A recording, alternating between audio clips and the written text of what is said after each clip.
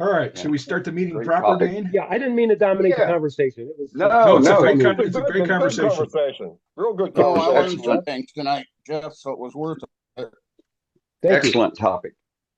Well, welcome everybody. I guess we're about 10 after the hour, so we'll go ahead and get started here with a little bit of gallery, and then we'll key up our featured demonstration later on here. So who we got up first, Matt? Well, first up is Scott. So let's see what Scott's got. It's up to you, Scott. Is he listening? No, he's He's muted. muted. Had to get it out. Had to get them out of the package because they're little and they can be lost. Oh, Ah, That never happens, does it? How are Oh, my those? goodness. Oh, nice. there Yeah. you go. There they are. Made the That's earrings he cool. was talking about last week. Yeah. So cute. Yeah, they That's look pretty, good. Scott. Pretty, yeah. So they're an inch long and 3/16 at the widest point. I thought that was a brilliant idea for small scraps. Yes. There is no scraps. So I that's know. future project wood. Future Right. project wood. Well, And then we I got got- trees too. I got nuts the next day. 'Cause I had a few short pieces left over, and we made a couple Christmas trees. Oh, yeah. Oh, they're cool. There you go. Nice. Very So- nice, Scott. So when you're throwing that stuff in that bucket that everybody's got 2 or 3 of, right? Right. Uh-huh. Remember, there's some No. miniatures in that bucket. No. Yeah, yeah. Get out of there. I've There's got a some big there you don't even garbage know what it bag is yet. size Come on, wood. get out. And that's all I got, man. Yeah, Scott, where did you Rocky, get the no. earring part? What did Rocky, your friend say? What, out what of did your there. friend? What did your friend say? There's somewhere. What did your friend say when you showed her the first ones? I mean, the earrings. I bet she was like, "Wow." She liked them a lot, and now I can give them to her because I showed them to you guys. And Hey, she, Scott, and she, where did you get your earring or your jewelry parts from? Michael's, Michael's? Okay. Michael's have it, and I was just in Hobby Lobby, and they were actually cheaper than Michael's. They today they had a 50% sale going on in the Hobby Lobby I was in. Oh, But let me tell you something quick, if I can find them. The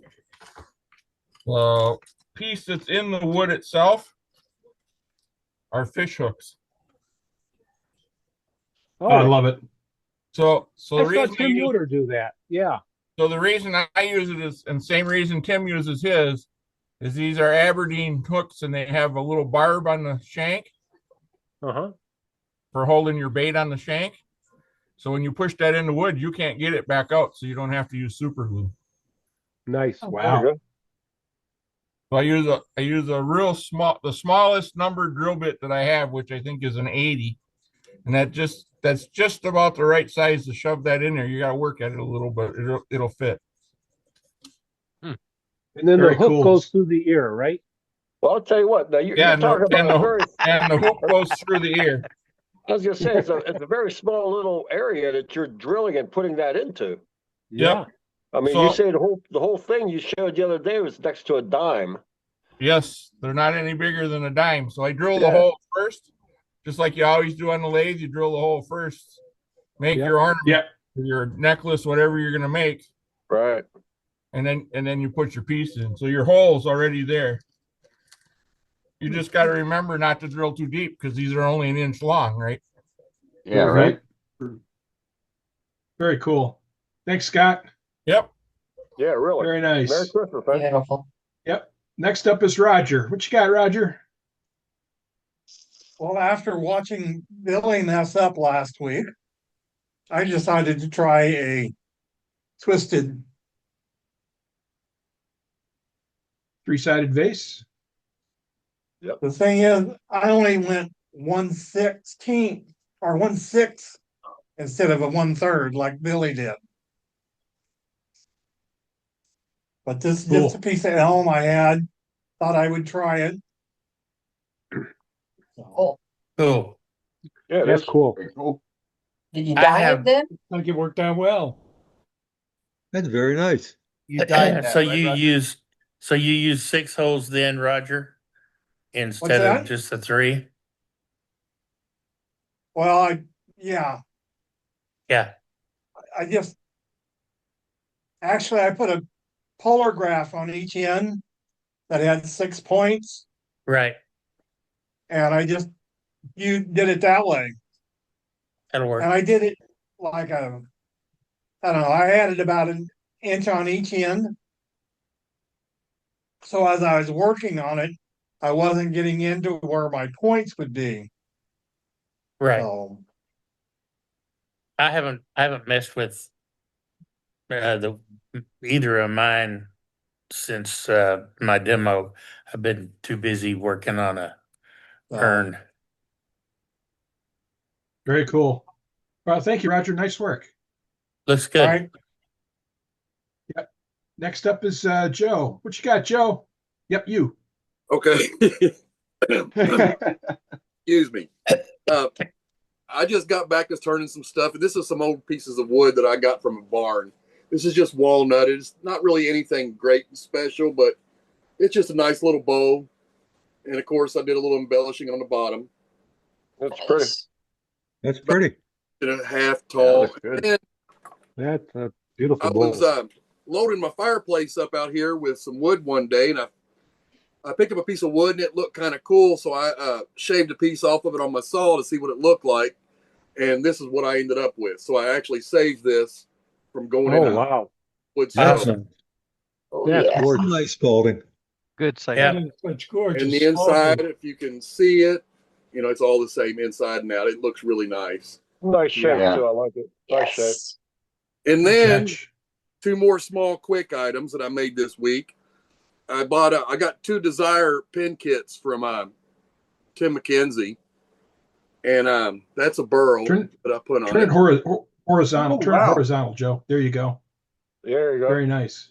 That's a nice pen. That almost looks Yes. like Buckeye Burrow. Yeah, And- right. I didn't get I didn't get the what you call it. I just did the regular roller balls. I didn't do the. And then the other one that I did is another burl, but it's it's a hybrid piece, so it's got epoxy on the end also. Cool. Oh, you Very can nice. just see that burl on there, way the wood's Yeah. going. Oh yeah. Very nice. A little bit on each. Okay, cool. Yeah. And I even got them to line up. First time I ever made one of these, got them to line up perfect and everything. I really love those pin kits. Once you learn how to put them together, that is. And that's all Very I've got. cool. Well, thank you, Joe. Nice work. Thank you. Next up is Al. What you got, Al? Good evening, everyone. Evening, Good Al. evening. Last week I showed a piece that could go this way or it could go this way and stuff like that. And I broke it. And when I showed it this way, this was still full. So I turned it. So I guess it's gonna be a bird feeder. I think that's what we. Good plan. So there's a bird feeder there. Then I got into That's cool. a little bit of the Christmas spirit here and made a little angel. Oh, nice. Yes. That's Oh, well, That's really interesting. well. Then everybody has to make a snowman again and again and again and Yeah. again and again. Can't get a chance to see it very well. I love the topic. Yeah. You're just Nice. you're not going And to gotta make a bell. Nice. And then here's Santa Claus getting stuck in the chimney. With the I ball like that. That's cool. stuck in the chimney. Cute as hell, Al. That's cute as hell. Yeah. And I have a really, really, really good friend that's got a young boy, and well, he's gonna get a whistle. Just because I'm make sure there's a lot of noise in his house. Yeah. Yeah. Everybody have a good night. Everybody be good. Merry Christmas to everyone. Merry Christmas to Christmas, you Al. too. Merry Yeah, Christmas. we are Merry gonna be on Christmas, next Al. Wednesday too, right? Well, I'm gonna get a consensus from everybody right before we do our demo. I just want to wait Everybody have a for good some more night. folks to get on. Everybody have a good night. Sounds good. Thanks, Al. Next up is Patrick. Okay. Friend of mine got a new grandbaby and he wanted a Christmas ornament for her first Christmas. Oh, wow. I turned a Christmas ornament for his Beautiful. grandbaby. It's pretty. And the top and bottom is walnut. And the sphere is painted with Josanya iridescent. That That is looks great. Beautiful. Great job. And Billy got the wheels turning last week. So I decided I'd try one. And what I did is Nice spiral. the circle where you put your 3 points. Mm-hmm. I drew another circle outside of that about 1/4 of an inch, so I wouldn't run into it and have plenty of meat to put the Right. live center in. And when I turned it, it come out with extra facets on it. And Wow. Interesting. Did you go 1 to That's 2, cool. 2 to 3, or is that the way you went? 1 to 2, 1 to 2 to 2, then 3? 2 to 3, and 3 to 1. 3 Yeah. to 1? Okay. Lots of character. Interesting Yeah. piece. Good looking It piece. is. It's very nice. Looks good, Patrick. And then I turned another one, if I can get my hands on it.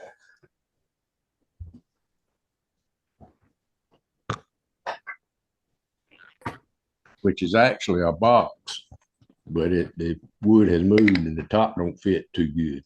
I got to do a little bit of work to that. Yeah. But I did the same thing on that one.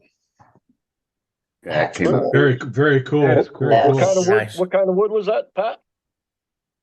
I am not really sure. I think it's elm, but I wouldn't swear to it. Pretty though. That's It pretty It cool. sure is.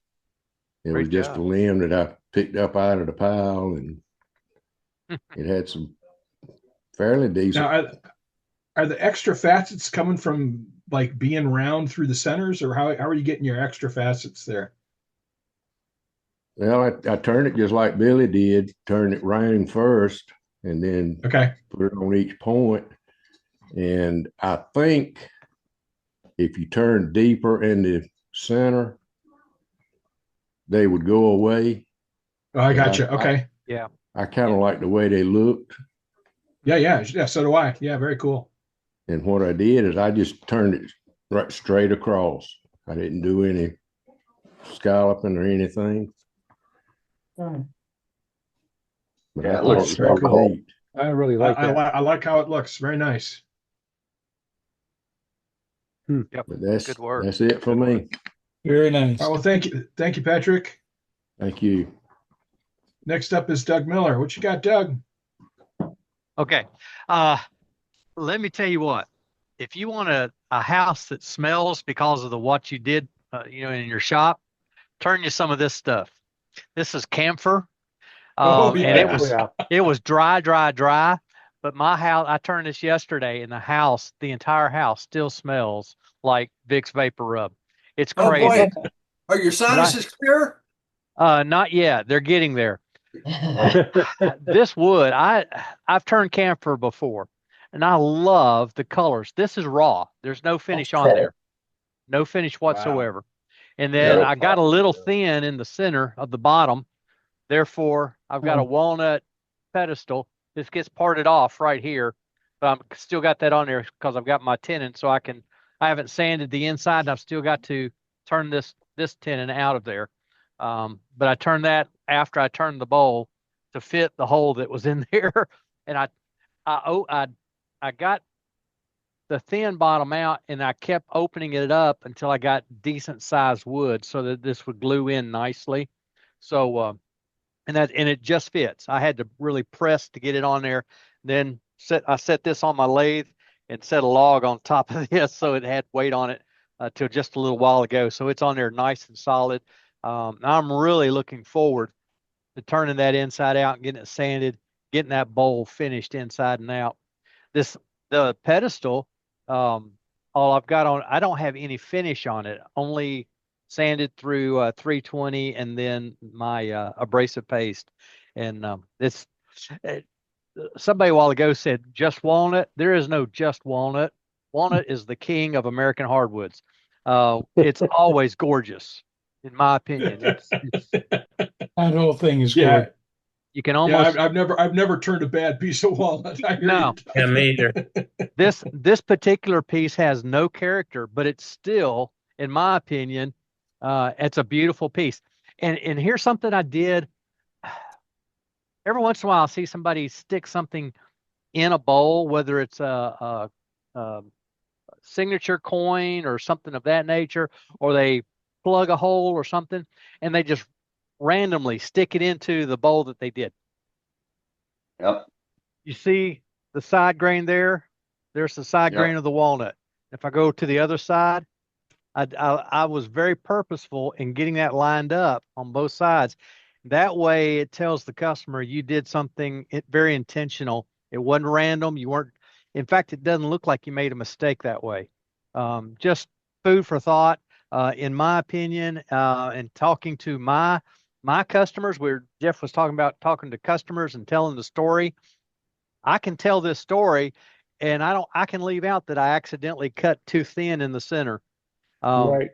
You know, I was taking a scraper to take one little final scraping out of there, and that bowl just went to wobbling, and I thought, uh-oh, that bowl has moved that fast. No, it wasn't moving. The bowl wasn't moving. Well, it was moving, but it was on flexible wood. It was so thin. So Wow. now I can leave that part out and just tell them, yes, I made a pedestal bowl.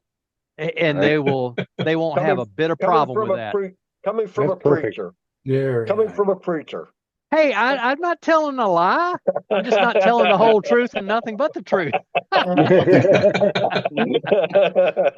Sins Anyway. of omission. Sins of omission. Anyway, It's one of there those it things is, they folks. don't need. They don't need to know. Yep. Yeah, what they don't know won't hurt. This is one of those. This is one of those. It was a happy accident, and I'm tickled with it. With the pedestal, I like the bowl as it was, but I like it better, I think, with the pedestal. Yeah. Nice it's save. It's Nice beautiful. job. Nice job, Yeah. bud. By the- Real nice I job. filled that knot with coffee, by the way, and that one. That's actually the pith. I didn't realize I had the pith. I thought it was a branch. I didn't look at the other side before I put it on the lathe. That's the pith of the tree, and it was open in there. You could see daylight. So it's now filled with coffee on both sides, and it Cool. looks like it belongs. So Yeah. anyway, Cool. Yeah. Nice. I'm tickled. I'm tickled with it. You Yep. did a nice job, You Doc. should. Nice As job. well, you should be. It's beautiful. Thanks, guys. What kind of finish you gonna put on it, Doug? At this point, I'm thinking it's probably going to end up being lacquer. Yeah. I'll probably go through my Axe abrasive paste. I love the way that stuff does, but then I'll wash it down with alcohol and use lacquer on it. I think it deserves a good finish. Does Yeah, it does it's it still shiny. does the wood still smell? Yes, Or- yes, Mhm. yes. This is getting to me right now. I've got this bowl about 2 inches from my face. So But if you yeah, put a it'll lacquer still on it. So if you It'll put a smell lacquer till it on leaves till it leaves the house. Well, it'll smell until I get the lacquer on it. The lacquer will seal it in. That was my answer. That was my question. Uh-huh. I was going to ask if the wife was started complaining when she came home last night. She wasn't in the house yet. I swept up and took my shavings outside and dumped them. And when she got out of the car, she could smell it. And so when she came in, she already knew that what I had done. So Because you Yeah. said yesterday you were in your live that you were turning that while she was gone, and that Yep. if you Yep. turned it when she was home, you'd hear about it. absolutely. Well, and I heard about it when she got home because, like I said, I swept up. My floor is cleaner now than it's been in months. And I took my shavings outside and dumped them. And she smelled it as soon as she got out of the car. Oh, well. Oh well. The Yeah, I life was in the doghouse wood for a turn. while last night. Yeah.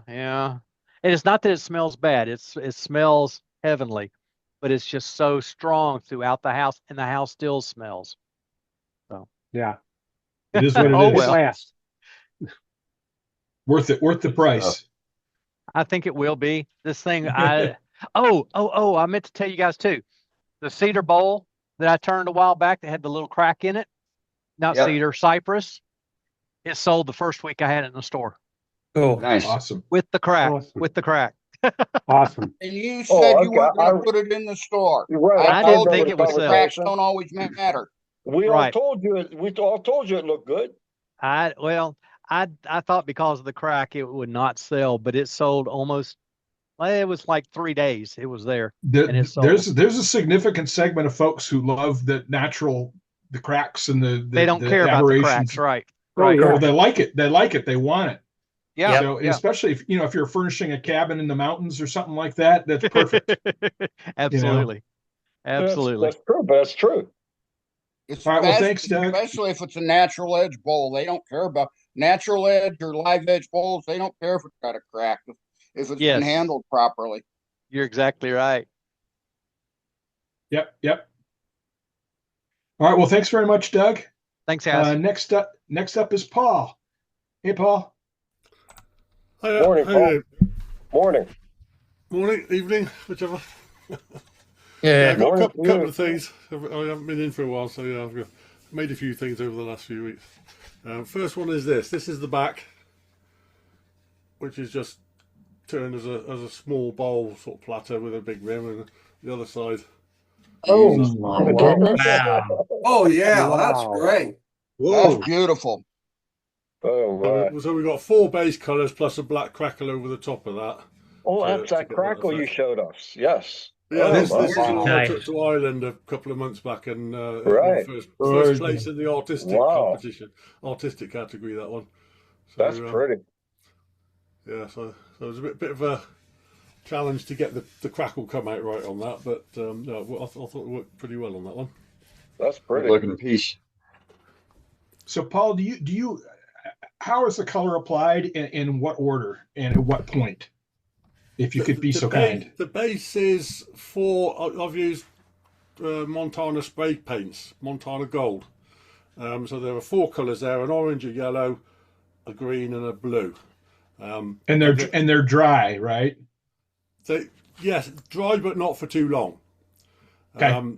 The crackle over the top again is a Montana crackle, and they recommend you put it on between 30 minutes and 24 hours after the base colours, or it's either 30 or 45 minutes. So you do it while the base colours haven't fully hardened.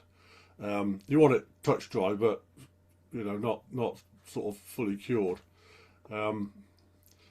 So that's the process there. But what I did with some of these was to do them on the lathe while it's rotating, and I'm just sort of spraying a band to get these 4 and trying to get them to blend and try and get them sort of even, which is a bit of a challenge. But this one, I thought I would actually do it horizontally, so I took it off the lathe and I did it just going around it with a spray can, sort of walking around it on a tabletop basically. And did it that way, and the crackle I did the same, because when I do the crackle, I usually put a really heavy coat on to make it actually move more. And on this one, it's actually had the desired effect. It's moved quite a lot, and so it's exposed the base colours, which is what I was after. And having that horizontal, there's less chance of the paint running if I'm putting a really heavy coat on. If it was vertical, I probably couldn't put it on as thick, because it would start to run. So that allowed me to be a little bit heavier with that base coat to get it on. I think the instructions say you can actually apply a second coat of crackle to make it move more. But yeah, I did that in one hit, one coat, and just let it do its Now, thing. is the crackle media black, or is it transparent? On this one, yes, they actually do different colours. Okay, but all right, it's thanks. another can of spray in this case, and you've got, I think there's black, silver, there's a brownish one, and a blue one, possibly 1 or 2 others. But yeah, this was just a black crackle over the top. But the Okay. inspiration for this, some time ago, I saw a photograph of a volcanic pool. I think it was at what was it? Not Yosemite, the other one. The other one beginning with Y. I've forgotten now. Iceland, Sorry? Iceland, Hawaii.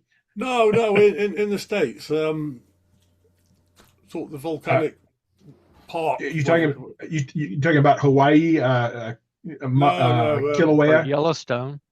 Yellowstone, that's the one. Yeah, that's the one. Oh, those. Yeah, Okay, yeah. okay. So I saw this picture of a volcanic pool in Yellowstone, and from it was obviously a hot volcanic pool, and the colours from the edge to the centre were like these colours. It went orange, yellow, green, blue, and sort of dark blue in the middle. So I thought, I like that sort of combination of colours, and so that's what I did on here.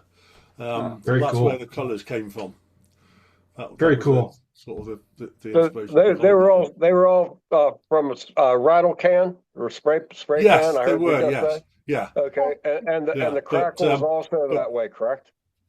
This one is gone? Okay. Very good. The crackle is also from a spray can. Yes, it is. Yeah. Yes. Okay, I Yeah. remember. Now, a question I like to ask you though is, how did you finish the bottom?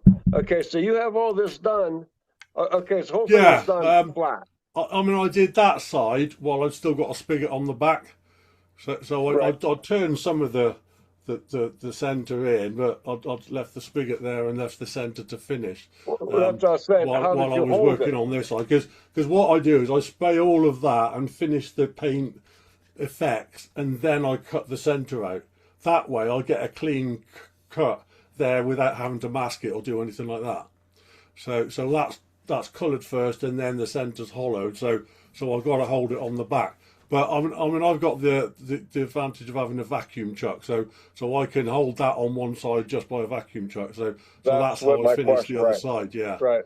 So it held that little piece like that in the area.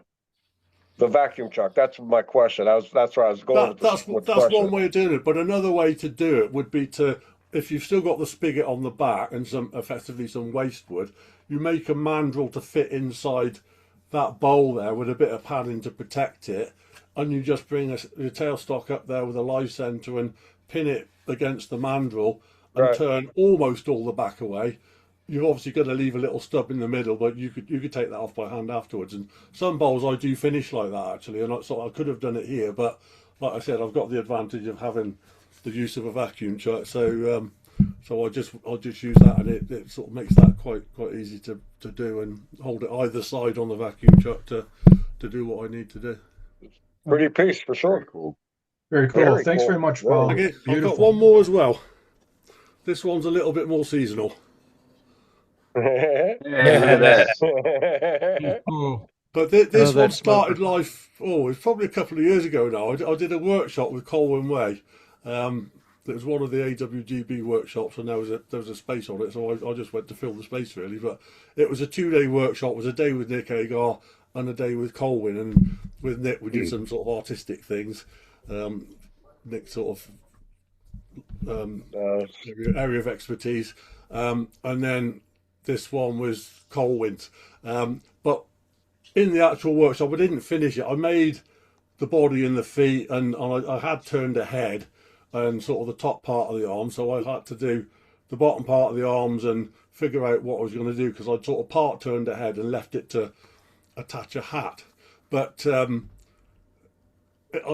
colouring, and it hadn't actually taken on any particular identity at that point. It was just turned and no paint or anything like that. So it sat on the shelf for a while, all the pieces, and a few weeks ago I thought, well, I'll finish that off. So I've returned the head, and the hat's actually integral to it. That's all turned as one piece, and then I've cut that at an angle and re-glued it on by turning it through 180 degrees. So that's how I got the twist there, and just sort of softened the edge there where it was a sharp edge. And the bottom part of the arm, I've just done a fairly simple sort of turn. That was just all turned.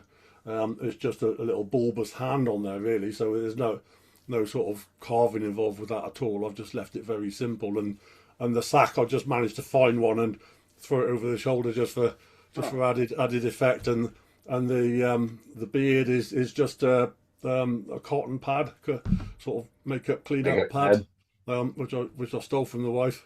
Uh-huh. Just trimmed it old to shape. Santa. Yeah. Tired old Santa. But the added bonus here is that you could put a little incense cone in there, and the mouth is actually drilled through and into the body. There's sort of a hole that goes all the way through to the body, so it will actually blow smoke if you put incense in there. But I've not. I mean that was sort of the Colwyn's designed. It's sort of the German smoker is what they call this sort of range. But Yeah, it's fantastic. yeah, and if you look at Colwyn's website, he makes all sorts of characters, Vikings and Right, he doctors does. and policemen and all sorts of things. You can make it whoever you want it to be, really, and you make the accessories to match by making swords or axes or whatever you want to add to it to make the character you've got in mind. So once you've got the basic shape there, you can tune it to what you want it to be, and it's all just brush painted with acrylic paints out of tubes on this one, so fairly simple. But I've got 2 young grandkids, and this will be sort of going their way when I see them before Christmas. So I had a sort of an intended sort of use for it once I'd finished it, so that's where it's going to end up. Great fun. Very nice. Very fun. Yeah, I mean, Thank you, Paul. it's all fairly simply turned, but I mean, I think there's details on Colwyn's website how to do it, but yeah, it's just a bit of fun. Yeah, right. Looks good. Very Excellent. much. Thank you, Paul. And it's Fantastic functional. work. Thank you. Okay, next up is Sheila. What you got, Sheila? I have a little bowl that's it's pear that somebody gave me at one of the shows I did late summer. He was a turner and liked my stuff, but he was new and said he gave me his last piece of pear, and I filled it in with some bubinga. Oh, wow. Very Racing cool. stripes. That's gorgeous. That is cool. Yeah, it was a piece about 17 inches long and about 5 inches wide, but the inside part of it had some big splits in it, so I didn't want to use all that up, so I kind of cut off the inside part and made some waves. Made some waves. There you go. Looks cool, Looks Sheila. good. Yes. I was just Yeah. going to ask you that question. How'd you do it? I was just ready to ask that. I stacked Very pretty. I stacked the 2 pieces and cut them on a bandsaw together so that the curves were the same on both pieces. Except I've got a lot of drift in my bandsaw, so this part had to be filled in. It didn't really line up, so I had to put some coffee ground filler in there. Most of it lined up. Oh, it's pretty. And then there's still bark on each side. Now, getting back to our conversation, now knowing what she just did with all that, what kind of price would you put on that, guys? Oh, really? I'd like to know too. Oh, there you go, guys. I mean, the work that you know that she did to it. Yeah, but it's Yeah. also hard to come up with a price because you got to price what your market will bear. We got into this discussion once on a pen turning Facebook thing. A guy somewhere in New England, bolt action pen, he says he's lucky to get 45 for it. Another guy says he gets $150 every time. But the guy gets $150, lives in Scottsdale, Arizona. So you got to price it as your market will bear. That's all I can say. Yeah, that's what I was Yeah, trying it to could talk be about worth earlier. $150 Where bulb. you're at. Yeah, and as you and if you're going online, if you're selling it online, that tends to be a higher price because you're reaching a wider market and interested people too. So yeah, I don't know. I'd put like 125 on it if I was selling it online at least. So I agree with that. That's a good price for that. yeah, and especially, I mean, you've got some real pretty woods and the extra wood in between there. It's a great effect. Really neat. So Cool. I thought it was gonna go for 50. No, make it at least 125, maybe 135. And I mean, online or wherever you're selling it, if you're negotiating with someone and they're real close, if you price it at 135 and they're real close, and you could say, look, I'll give it to you for 125 because you seem really interested in it. That's a great move. You know what I mean? Yeah. Yep.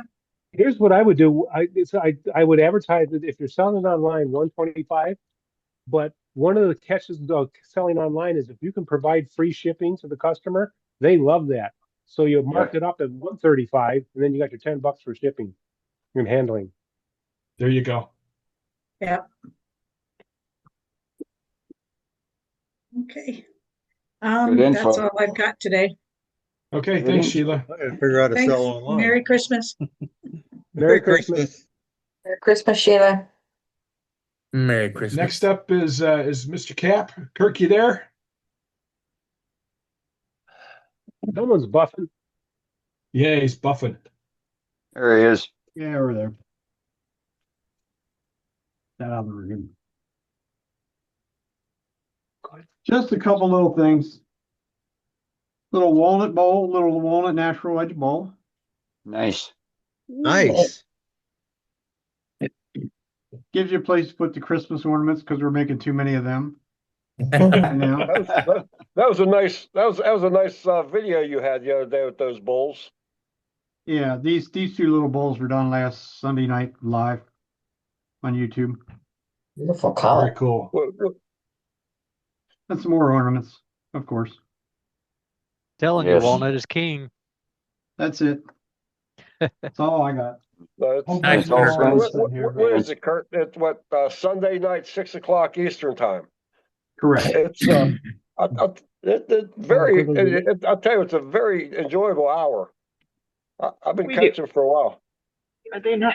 Are they not? Guys, is that online? Is that on YouTube somewhere? YouTube Sunday night at 6:30 Eastern time. Kurt has They should go. Yeah. a live Okay. on. That It's one. live, Let's go. talk back and forth. A lot of fun. Cool. Yeah, check All it right. Well, out. thank you. Yeah, I ought to add it to my schedule, eh? Okay, Dane, I'm coming back to you because that's Kirk is the last one I've got on my list. So, how about Mr. Kingsley? oh, you're right. He did. You're right. He did. He said he had something there. And Dennis. Morgan too. He's usually here earlier. Hey, Dave. Hey, I just got back from preschool Christmas program. That's why I'm late. But I thought I'd show everybody this. There you go. This was Oh, a there pain you in go. the neck to do all in one piece, but I got it done. And I I found told my out wife about that. that the cloth that you can get a pack of 4 at Harbor Freight, if you're lucky, they'll give it to you. It sticks very well to the Velcro. Look at that. But Okay. my daughter-in-law wants this for Christmas, so How did you connect that to the sponge?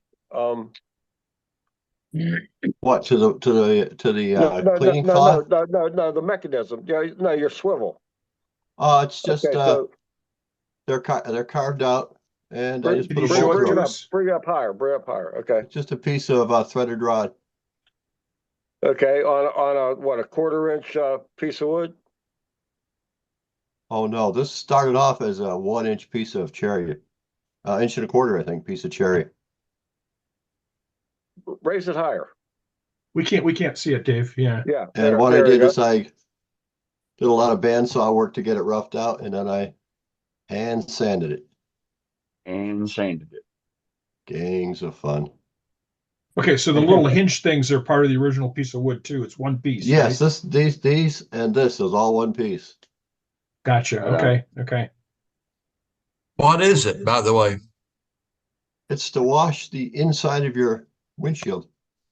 Clean the inside of your windshield, getting down where it meets the dash. without So is breaking that the back. Because and I know I that's can't Velcro, reach and it.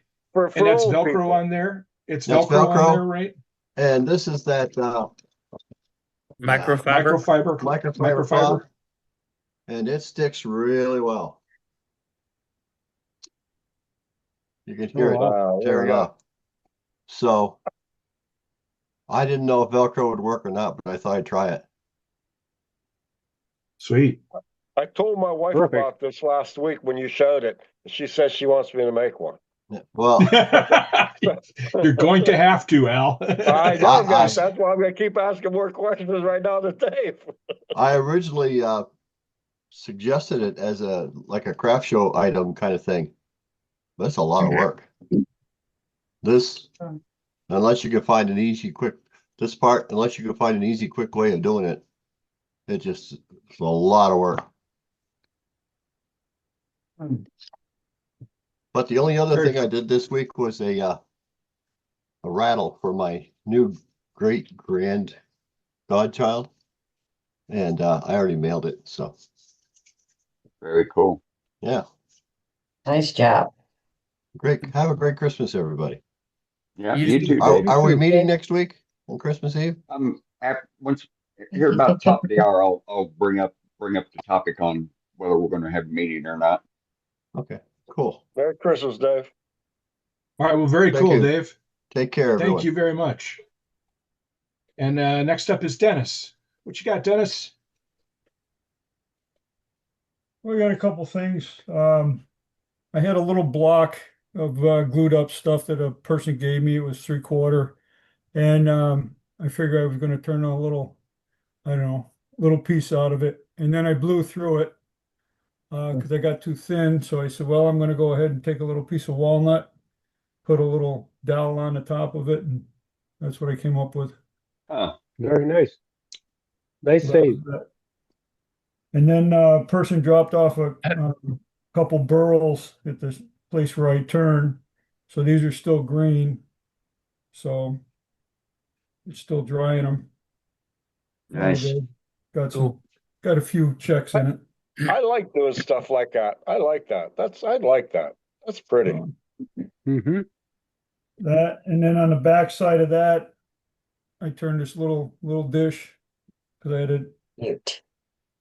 Nice. That's That's pretty. That's cool. And then here was the other part of the burl. There you go. That's Nice. nice. Nice. Very pretty. And then they're not finished yet.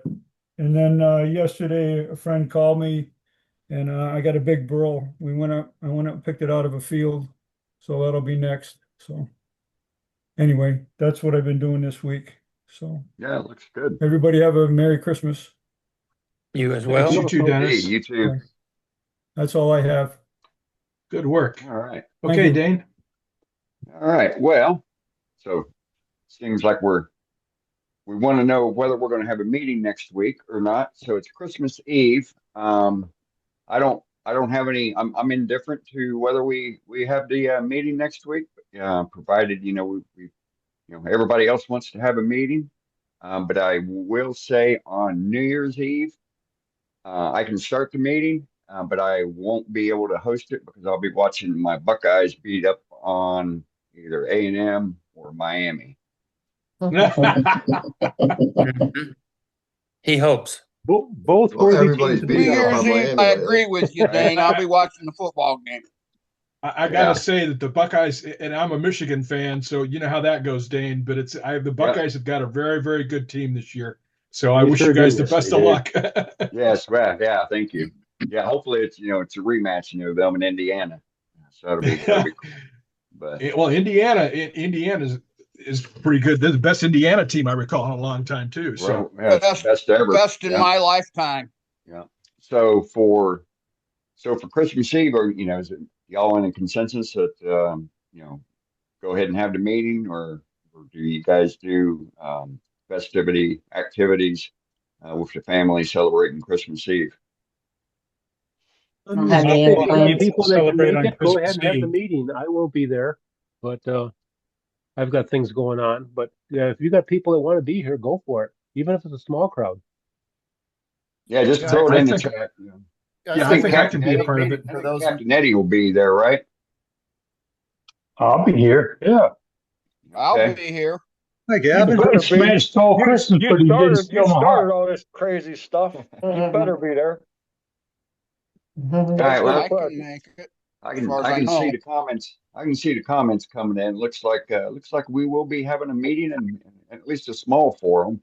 And then so with that, being Christmas Eve, and we're going to have a little meeting. So I thought we'd do tips and tricks. You know, everybody invite us into your shop and at least show us one tip or give us one trick for next week. So be thinking about that, and we'll make it a real enjoyable evening before the old Santa Claus comes rumbling around everybody's houses and tearing down gutters and getting stuck up in the chimney flue.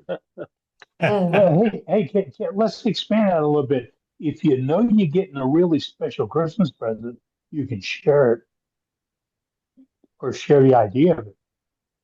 Right? Yep. You make us all jealous. That's what I do. I'll be jealous as all get out. Right? Yeah, for sure. All right. Well, sounds good. So with that, let's get our demo started here. Let's go see JJ. He's got us a nice little demo he's going to do for us. Hey, before we go there, will you please? Yeah. Yes. Okay, folks. For Christmas, if you happen to get a camera or telephone that takes a photograph of your work for Christmas, do so. Take a picture. Our world-class newsletter is hurting, folks. Look at it. We turn out the best in the business. There's nobody can compare to us, but we need more photographs of your excellent work. We want to see all of it. Those earrings that turned out, those are beautiful. I was in the elevator at the hospital yesterday, and I saw a lady with a pair of turned earrings on, and what made me pay attention to them, they weren't symmetrical. And I was laughing when we got out. Well, I saw it, and I said, "We'll turn the diddles for her." And they still hadn't got down matching pairs. They don't understand that matching pair stuff. I know that because I can't get it like that. And I played with disc and circles and all kinds of things. But please, folks, if you get to turning something unusual or artwork or cleaning something or collecting something, take a photograph and send it to us. Tell us about it. Show it to us. But more than just the piece, can you show us how it was created? Because just now we were asking JJ, how did you hold that? How did you drill that hole in it? Well, those are little secrets that are simple as can be, but they're the secret to making it work. Can you show me how you made that? A mandrel. Yeah, a mandrel to put those earrings on? Think about how simple that could make life.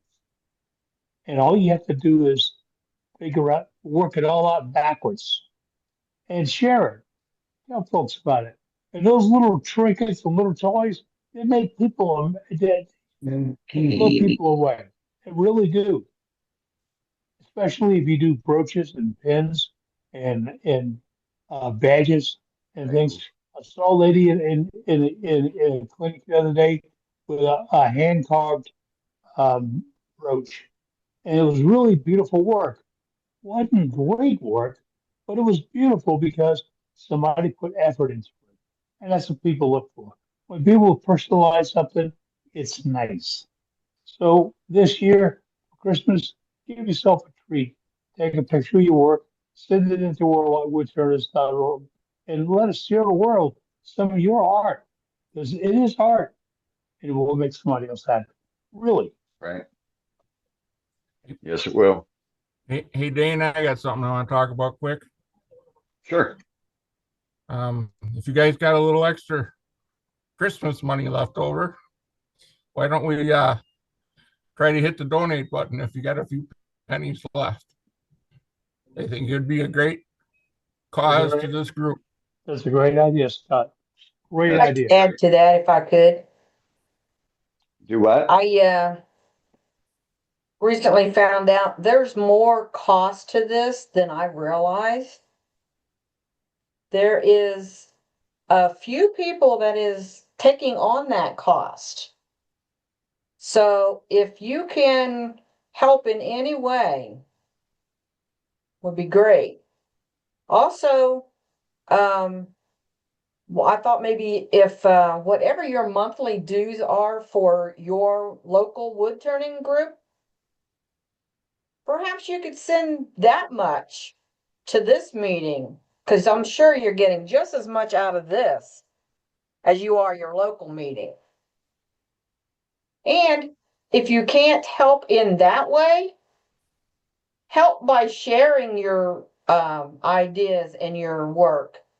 That alone helps, you know, build the meetings. Right. Um, I'm a demonstrator. yes, and now that's what another thing I was thinking of too. You got a little extra money to invest it into this group.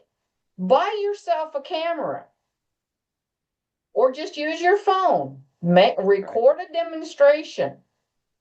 Help keep it going. Yeah. Freddie, you mean like if I have a little 5-minute tip, if I got a little 5-minute idea, an idea that I don't think you know about, can I videotape that and produce it on this program? Heck yeah. Absolutely. Sure Every can. little bit helps. Isn't that what we're supposed to be doing? Yes. Yes. There are just a few people that is taking on the cost of this. There's only a few people that are taking on the responsibility of doing demos. And even a few that is even sharing their work. We need to double that. Here, here. I second that. Any way you can help. And if you want to say, can you compare what you get in a local club to what you get here? Folks, in many situations, you can't make a comparison. My local club used to be the bee's knees. It was really great. Clicking, clicking, clicking. Everything was fine. Management changed and it went to crap. Pardon me, but it did. And it got to be boring and nauseous and really down in the dumps. This club isn't gone down in the dumps, folks. No, we got ideas. We got schemes and ideas. You would think we're a bunch of rednecks selling swamp water. We've got some ideas because all of us are wood turners and we all have creativity and we all want to share it. Yes. I'm with you, Brenda. That's Get what on we're here for, board. is to share. Everybody How needs about to to answer share that their work question because there? somebody can get inspiration from it. Exactly. That's right. Well, that's why when Exactly. I've got something to share, I share it. I may Yes. not be the world's It best don't wood have to be turner, great. but I share It it just has anyway. to be an idea. If it comes from the heart, it's great. Yep. There you go. Let I'd me like to say answer something this about doing question. Somebody demos wants to know also. how to donate on our I just website. posted them. Yep. You I can just go on posted the there. link. And If yeah, it's- there's a link on there. You can go on there and go through the link. The link goes through what is PayPal. it? PayPal. PayPal. Yeah. Okay. Remember though, whenever you're donating, PayPal gets a portion of that. Okay. Yep. They spin But them you off. could also send a personal check to Worldwide Wood Turners, address it to Scott, then we get the whole 100%. Yep. Just saying. Can I say something real quick about demos? Brenda, you make a very good point. Anybody here who shows their work during show and tell, you've done a demo, so there's no reason why you can't do a formal demo for everybody. It's the easiest thing in the world. I harped on my club about this during the pandemic because we were struggling to get people. And well, I can't get up in front of people. Well, you're not. You're getting up in front of your telephone or your camera.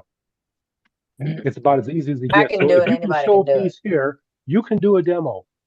And the demo doesn't have to be perfect. We all have demo-itis, every single one of us. And that's part of the fun. That's just part of the Thank you, fun. Billy. You get to show how you save yourself. So yeah, please consider doing demos. I want to get back into it. I've just had a crazy last 6 months. So I've been talking to Dane and I'm going to be getting back into it. I'm working on a couple ideas. So yeah, if you can show it here, you can do a demo. And all you need is this little bugger right here. You don't need a fancy camera or anything. And you That's got right. wood. If you can't afford a tripod, use your scrap wood, or excuse me, your next project wood, and make a tripod or make a mount of some sort. So that's my 2 cents. I was there with you, Jeff. But Dane wouldn't let me. Yeah. This is just a repeat that I think I've said 2-3 times now in the past year. Yes. Somebody's paying for something here. And it's a lot more than you realize. Oh, I know. I already looked into it. Yes, it is. Yes, Yes, it is. I did this too, and it's a isn't- lot this more than isn't I realized. to do this every week. Or I mean, there's usually about 80 to about 100 people on every evening, average. Yeah. And that rate of that Zoom costs a number, and then to do the thing on the computer, I don't know what Dave, what I don't know what it's called, but that's not cheap. So you to open the bars? No, it's not. That's not cheap. Yeah, I looked into it. Yes. Yeah, the Zoom is more expensive than the web hosting probably, but yeah, they all cost money. I don't know Yeah. about that. It I adds think they're up. both So. about the same. I do. You could get cheap web hosting. Yeah, you can. I did before, Yeah. but that's not what we have. Well, and I'm encouraged by the inspiration here just to see how many people have showed the 3-sided boxes based on last week's demo. So it shows that people are taking what we do here and taking it right into the shop. So that's very cool. So yes, every week Last time we do it in our club that I always liked was the President's Challenge. So whatever the person demoed, you had to make that for the next month to show. Mhm. And there's I fully intend to make an ice cream cone. I fully intend to make an ice cream cone with my SKU, Jeff. Oh, I want to see that. I want to see it in action. Well, like I Ice said, every Tuesday night is Christmas Eve, and every Wednesday is Christmas. That's the way it's been for me. The 3.5 years out I've been talking. I think I talk and ask too many questions, but No. This is I went through something. I went through something really bad, and this was one of the best things that I had. That's what I want to say. So, Thank you, Al. You don't talk too much. You don't ask too many questions, Al.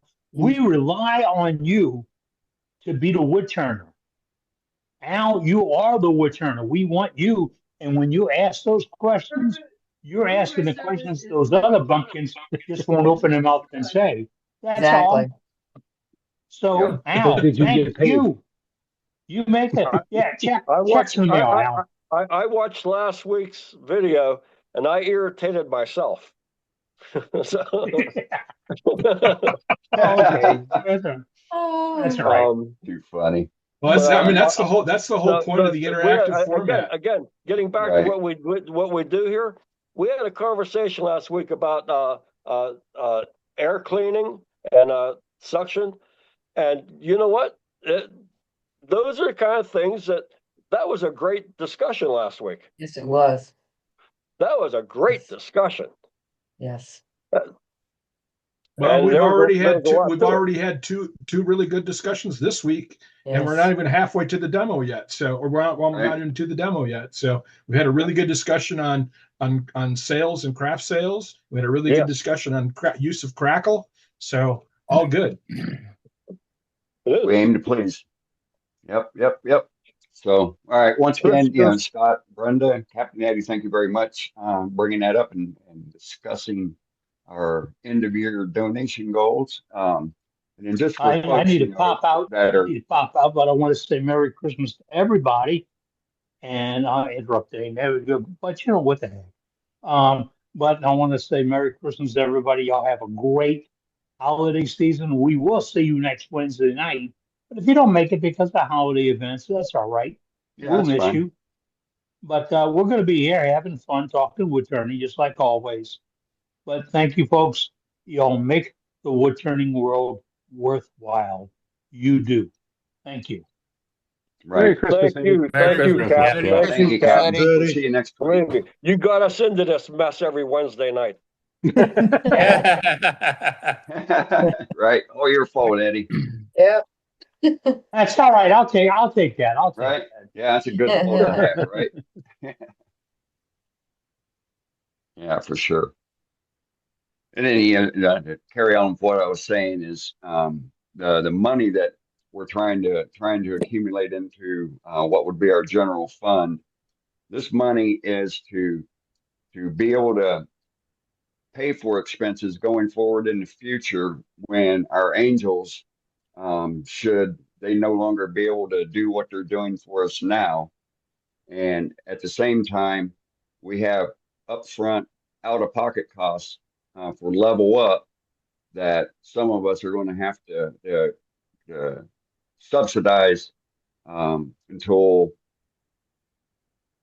we get the registration fees coming in to pay back, and some of those expenses are the site fee, where the event's going to be held at, and insurance. So those are two big costs that, starting at zero, you gotta go from somewhere to have some funds for those. So that's exactly what the donations coming in to the group are going to be used for, and also for those of you, depending upon what your tax situation is, and depending upon what state you live in, it's tax deductible too. So you'll get a tax deductible receipt generated upon making your donation, and if you mail in a check, I will get one sent out to you ASAP. So, I have a And question. Right, so let me add this, Dane. There's no one in this group that's getting paid. well, on top of that, your group is it's set up as a nonprofit, and the way it's set up, none of the officers get paid. Will not happen. I have a question. Okay. Yes. Is there a way we could set up where there's a goal of what you have to meet? I'm just throwing it out there because, Sure. if you have a goal that you need to get to. Yeah, a fundraising effort. Yeah, for that goal, quarterly goal or something like that. Yeah, we could do that. I'd like to see $1,000 before the end of the year, and we're halfway there. Well, Right. I'm just thinking. Yeah, that would be nice. Right. Let's make it 2,000 though. Currently, we're halfway to that goal, and we only got a few weeks left, or a few days left, actually. If we could double or add 50% to what we already have in donations, that would get us to our goal. Right. Great. Sure would. Question: how much money are you looking for? Just any amount, or do you Just need any amount. We're just trying to build and prepare for the future. Something else, we want to do is be able to sell, have club patches made and be able to sell them at a low cost to our members. Just try to get to where we can pay for things without, me fronting any money for something, or Dave or Billy or Scott or Brenda or Captain Eddie or whoever that's fronting costs. And I think if you had a goal, you put out there a monetary goal, if you will, that way nobody'd have to be fronting any money or as much. Yeah. I'm just throwing that out there. Well, I hear you. I'm gonna set up a monthly donation. Just so much, a little bit every month. Yeah. Just that'd be great, Dewey. That'd be awesome. $10 or so every month. That's right. and I think if everybody could just do a little bit each month, you could probably fill the pot fairly quickly, I would think. Right. Yeah. Good point. If we could get every one of our Facebook members to donate $1, we'd have more money Too low. than what our goal is, and it would be awesome. Well, $1 about every week, like Dewey said, if you did $10 a month, I'm not saying that's what you have to do, but you got 71 people on now. That's $700. It adds up. It adds up. Quick. A little bit helps. It's what I say. On the Facebook postings when I make them. Anything helps. Smallest amount all the way up. So. I was in the same. There's a lot of people on right now that have donated already, and of course, y'all received a message back from me, thanking you for the donation. So, kind of like sitting at the bar, and your buddy across the bar is buying you a beer, and you look over at him, and you say, "Keep it coming, just keep it coming." I had the same question as Dewey. How much, would I want to donate? Well. When I found out that there was a few people that had already invested hundreds of dollars, and then a couple that have, into the thousands, that's when I made my choice what to send in. Right. Oh, whatever. I mean, yeah, whatever you have. That's all, and just leave it at that. I mean, whatever extra you have, we'll be glad to have. If you enjoy Wednesday night, anything helps. And that's all. That's all. The whole bottom line is, if you like it, I mean. Yep. What was tonight's meeting worth to you? There you go. Well, it's not only it's all the meetings they've gone to in the past. Yep, that too. So I'm for one, I'm really happy to hear I can send Scott a check. That makes me as happy as I can be, because then it's just money that I want to send. And I don't want to have to deal with a credit card and pay Venmo. I don't want all that silliness. I just want to send a check to Scott and be happy. Right. What's the mailing address? It's in the chat. It's in the chat. Yep, I got it. It's also in the letter, newsletter. I just put it on there again. Perfect for me. Just think of 6 years of IRDs that you've had for free. Exactly. Yeah, somebody's been paying for something. Yes. Yeah. How many ideas have you gotten off of here and made money from? And they're recorded, so you can go back and watch them for free as many times as you want. You can't do that with anybody else's IRDs that you pay to go see. Right. True. But, all right, guys. Go on to the next boys thing. and girls. So with that, thank you for the forum. Thanks. That's another great topic. Glad we were able to talk about a little bit, bring it to the forefront. And we're very excited of things going forward and with what we're trying to do here with the group for everybody, and make things better. And it's just takes time. So with that, JJ, are you ready to do a demo? Yes, sir. All right, let me. But I'm gonna steal the spotlight first and show a little gallery. Yes, absolutely. That is Snakewood. That's the Snakewood. Yeah, that's the Mackenzie Desire fountain pen, and it's the first time I've turned Snakewood. I really enjoyed it. It's pretty nice. Is it cracked on you yet? I hear something. I'm sorry. Say what was that, Billy? Has it cracked on you yet? Yes, that's what I was saying. I can hear it. I can right hear here, Doc, on it. Yep, it sure did. It don't crack as bad as ebony, but it will. Yeah, it did crack. It's very, very small, so I'm going to go in and very carefully backfill it with CA. Snakewood hates heat. Yeah. Say again.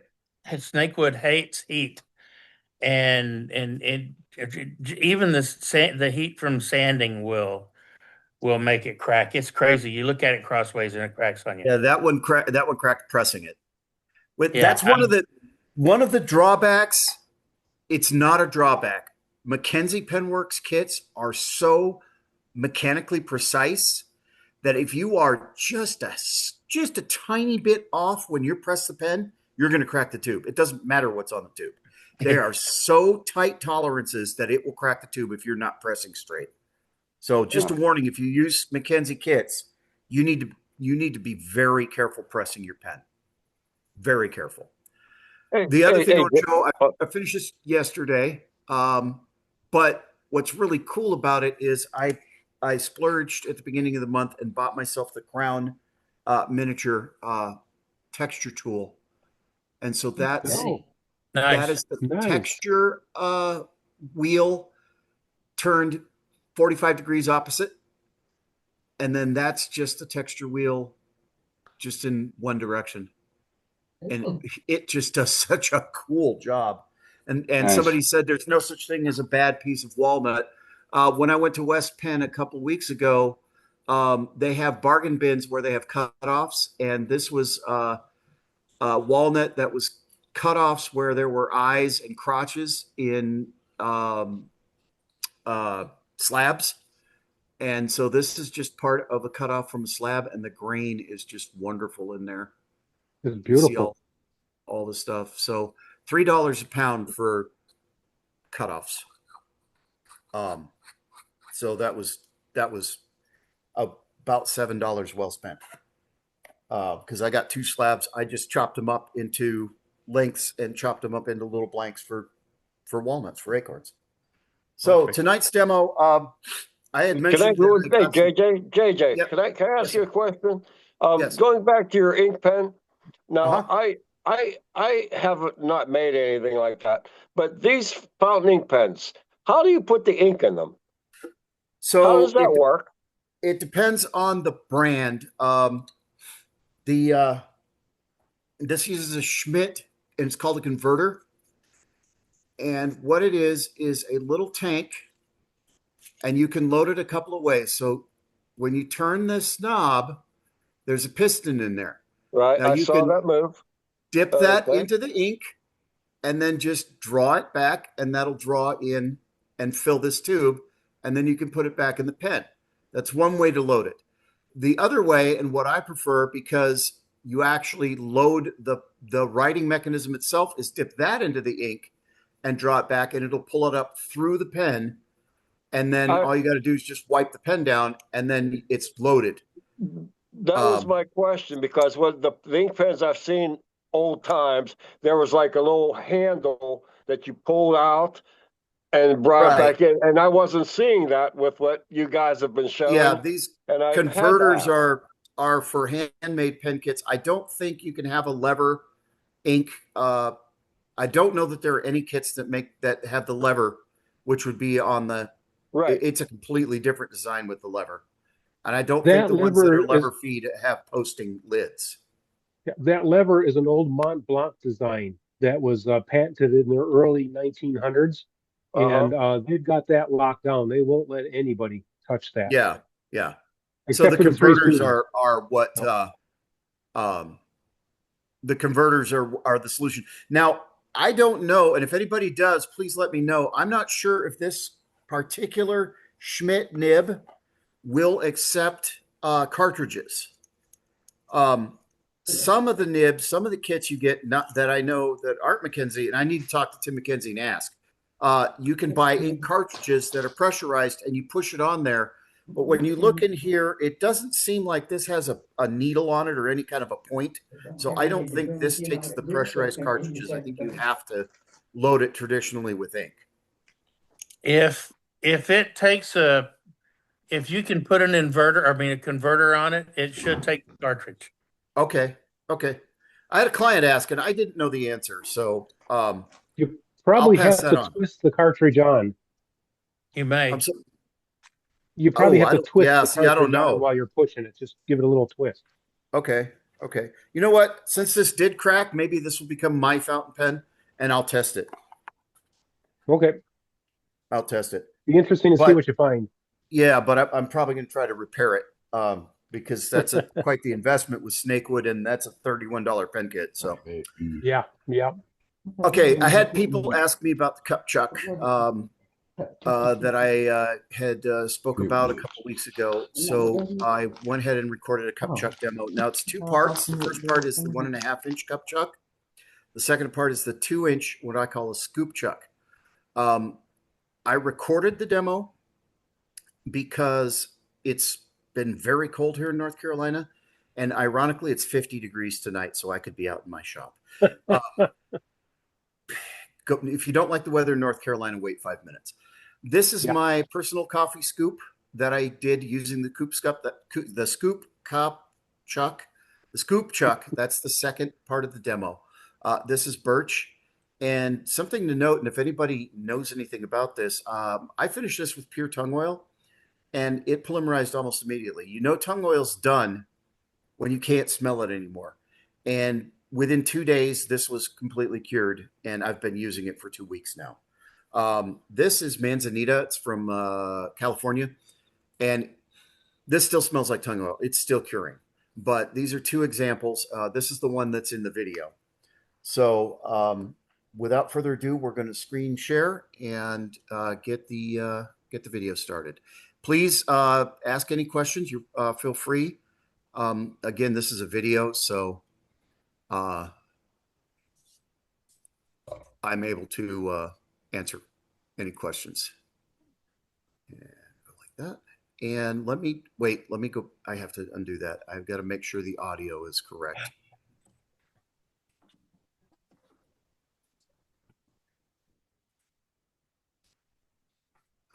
Hang on. Tonight we're going to talk about. Can you hear the audio? This is a very Yes. old wood on a lathe.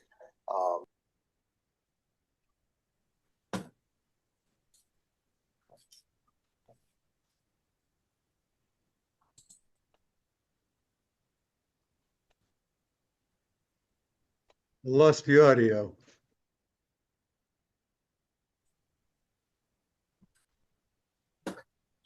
Jam chuck. So you know, Is it back? Get this jammed, and Yes. It's not Yes. break. It's not going to move. I've got two versions, both from Bestwood Tools. This is the 1.5-inch, and that means that right here at the opening, it is 1.5 inches across. It's got a nice chamfer, so that's a soft edge. And then there is a very slight taper. It's the same taper. It's a 2-degree taper. It's the same taper as your Morse taper. This is the 2-inch, and I call this the scoop chuck. This has a 1/2-inch cutout on one side. It's perfect for coffee scoops, and you put the handle out the side so that you can get a nice square scoop. So this just gives you a little more options. And this again is 2 inches at the top, but it's got that slight taper to it. So as you jam the wood down into it, this is a jam chuck. As you jam the wood down into it, it compresses the wood and gets a harder jam. We're going to do a couple of quick little pieces with each and just show you kind of how it functions and give you some ideas of ways to use it. I've been playing with these ideas. I'm not going to tell you that this is a full-fledged process. I am playing with some ideas of how to use these. So we're going to just do a little exploration. The first and most obvious thing I saw when I first received this cup chuck was the time of year. I got it in November, and one of the things that I think most of us do this time of year is turn snowmen and Christmas trees, and snowmen and Christmas trees, and snowmen and Christmas trees. And this provides a really quick and easy solution to knock out numbers of those pretty easily. So one thing that is also available is this is an extended drive spur. This is the prototype. We're actually shortening that 1 inch because this is not all necessary, but it fits down through the 1.5-inch and 2-inch cup chuck. So you can start between centers to get your dimensional lumber, whatever your piece is, to down to the size to fit in there in the cup chuck and the centers, so that you can start pretty easily to work it down where you need it. I'm going to use my Duxbury center finder. and these are roughly 2x2. It's just dug fir, I think. That this part of the country might just go on. JJ, can you turn the sound up a little bit? Not sure if I can, but I'll try.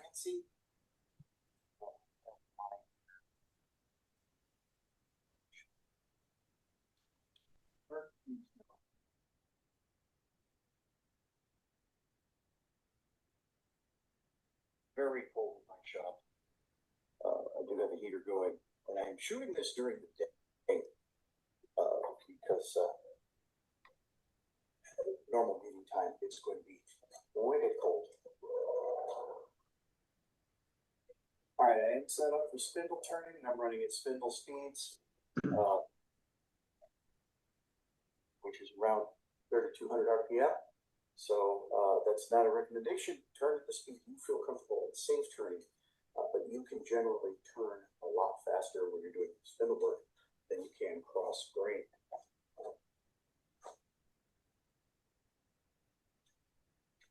So we'll start just with spindle roughing down and around it. At least not the corners off, not the edges off, so we can get it into the cup truck.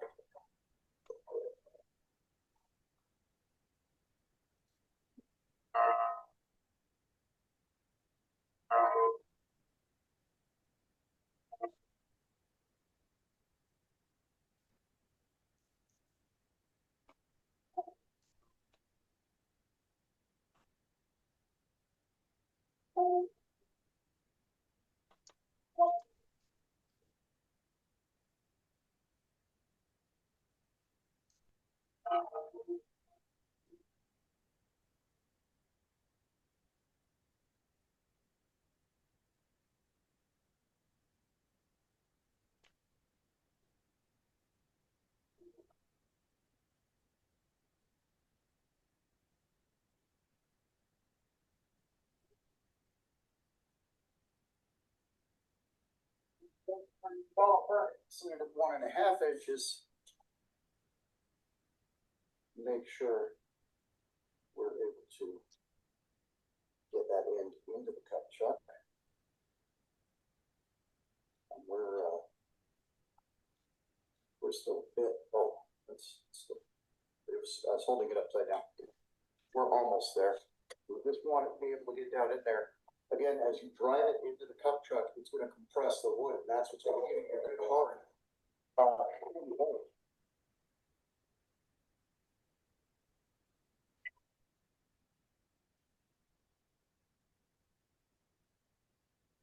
right, it's just a little bit outside of the new half.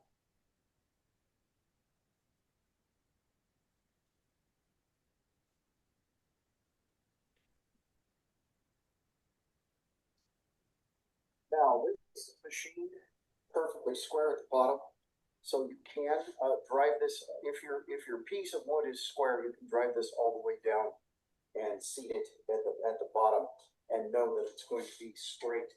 I started between centers, so I've got a center on this end. We're going to keep it between centers for a while, so we don't necessarily have to do that. But if I've got a not straight edge here, one thing that you can do is just make a couple lines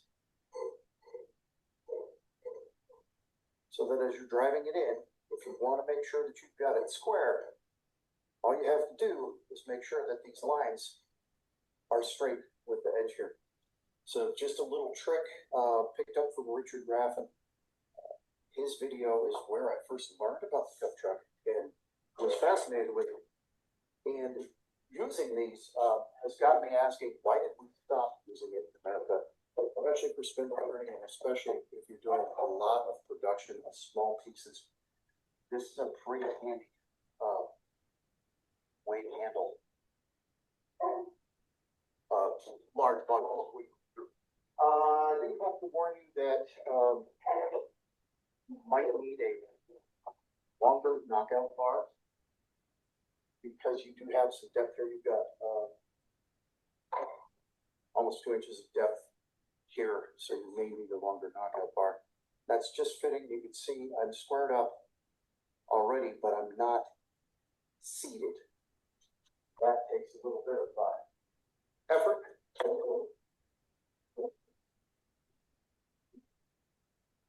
Perhaps again, I drew those lines so I could take a look and see where I am lined up and make sure that it's straight. But also, again, I have my life center.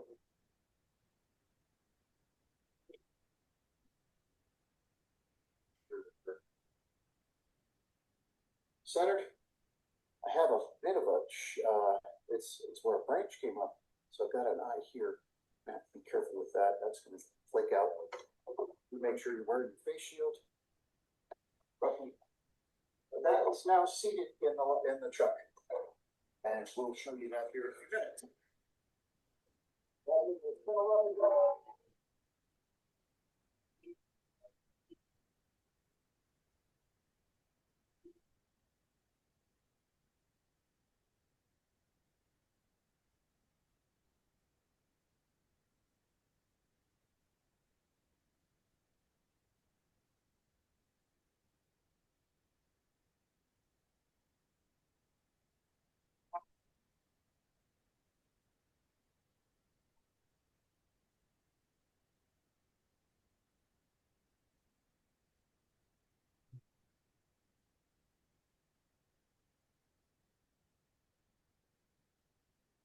Well, that hit some grain up there where that, yeah, I did. I was lifting grain, cutting that way, working back that direction, smooth that out.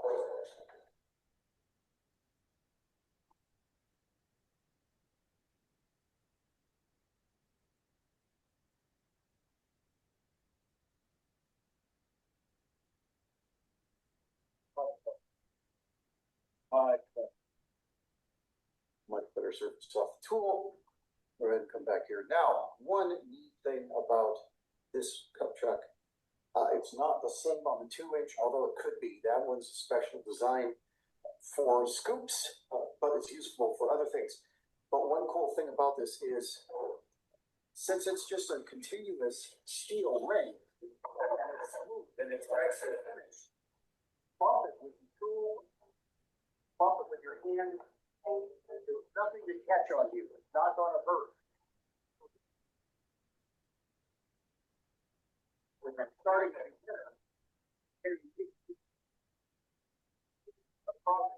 single orientation, a little unsure, a little unsteady, and might accidentally come back and bump the truck. There's no jaws, there's no rough surfaces.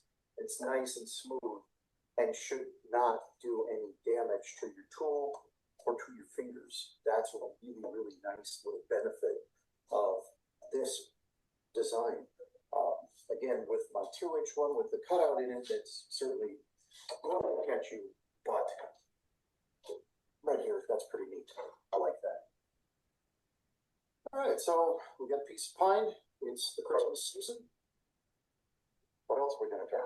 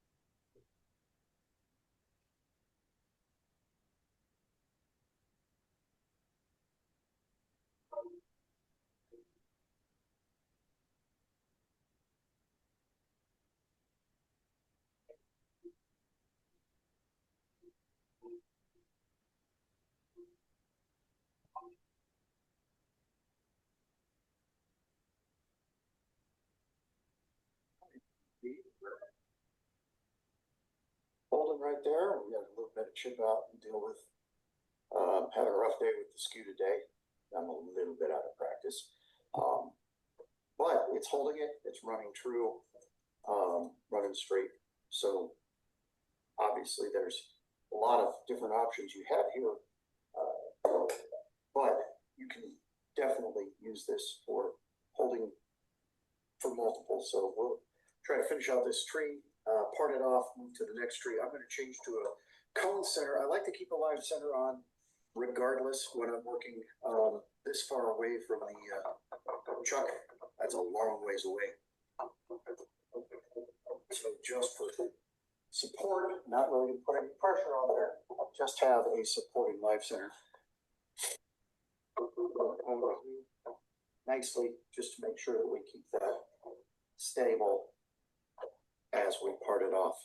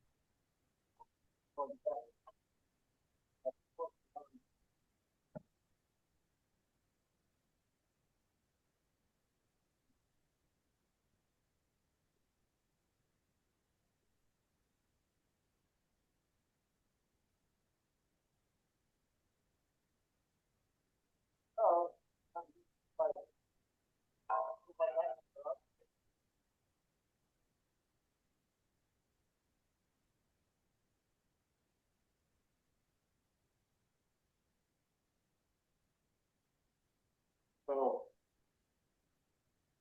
got a little pressure ring here. See if we can very lightly take that down.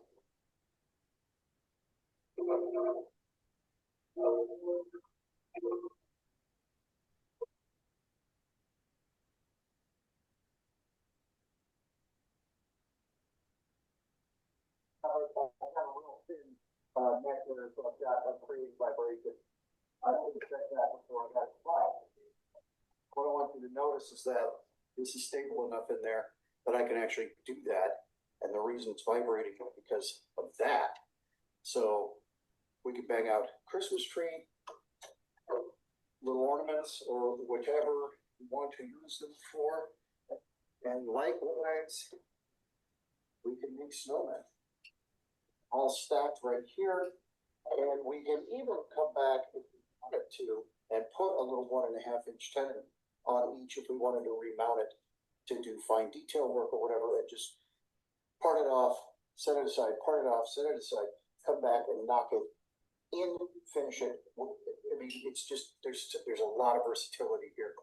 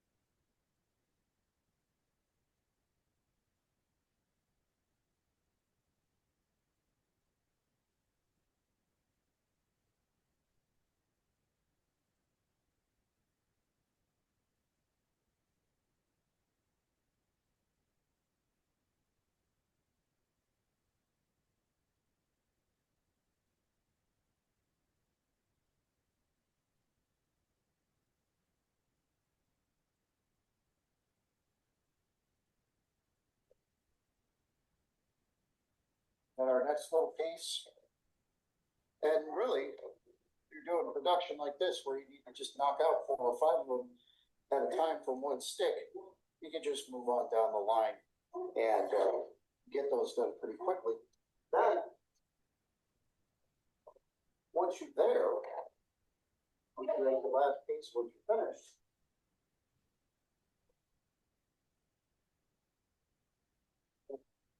pieces tuck in and keep moving.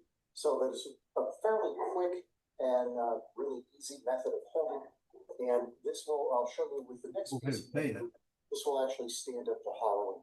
So you have full functionality, but you're not worried about trying to make truck jaws fit or things like that. It will hold the piece while you do what you need to do to make whatever you're making.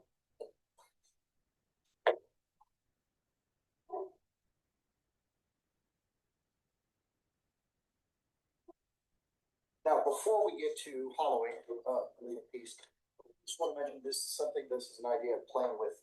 I've got a little bit of tenon here, so that it gets down fairly deep in there. I've got just that little slight bit of chamfer on the indie chuck, and I've got wild ideas. So, depending on where those wild ideas are taking me, I have a universal 360-degree multi-axis chuck, or not 360, 180. As long as I can get a decent jam into there that's going to hold my piece, I should be able to do a multi-axis cut, multiple multi-axis cuts with it held securely.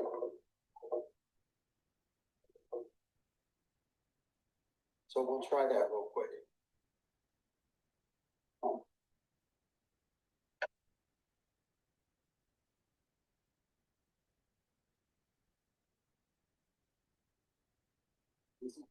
Centers, and that cup chuck actually slipped, or not this, the cup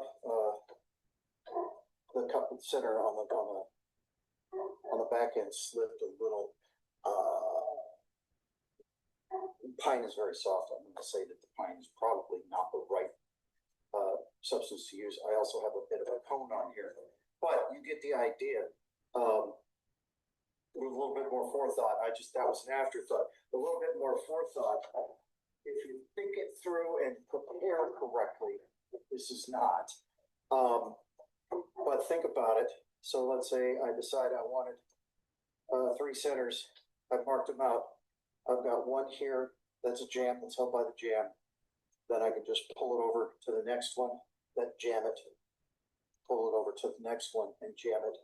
And I never have to move this. I'm only moving this side. So there's an option there. There's something I'm still exploring.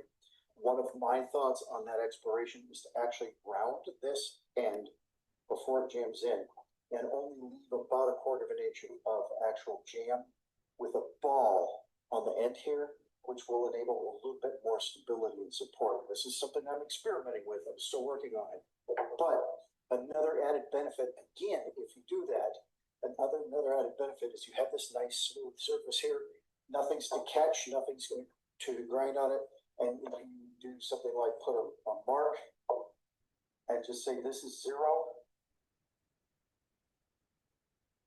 and base twists, you can actually move all the way around and match marks up. I mean, this is useful. This is useful, and I have yet to really get deep into experimenting with how that's going to work. And the cool thing with the stainless steel is once you're done, you don't like the mark, just wipe it off. So that's another option, another idea, another use for the cup chuck. Okay, another use. Again, just got a little piece of ash blank here. It's actually prepped for something else, but we'll use it for this because I want to show you how this works for hollowing. So back between centers with the extended left center.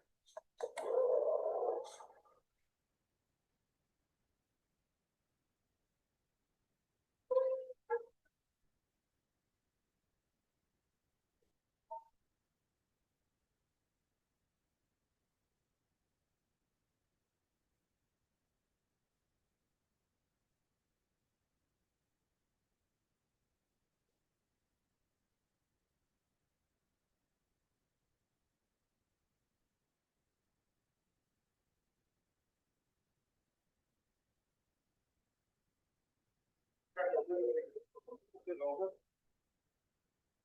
Yeah, I'm a little bit big. Sorry if I'm shaking. It's cold out here.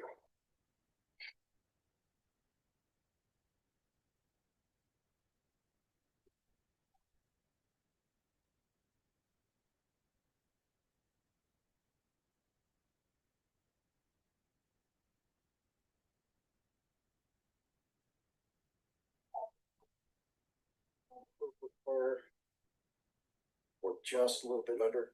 And so what I want to show you is, first of all, you don't need an 1.5 inch long tenon to fit in there. A little bit will do as long as you're able to get a good bike and get that seated.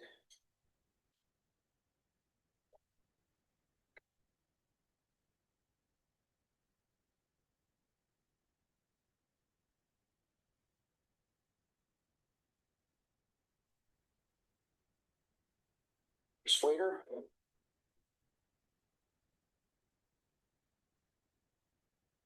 Pull it toward you with a blow to line it up.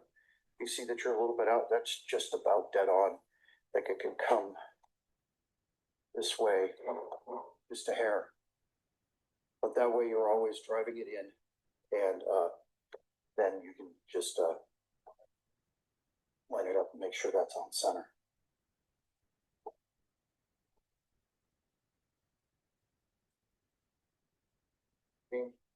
Full rest because we're just not working with 9 inches worth of material here.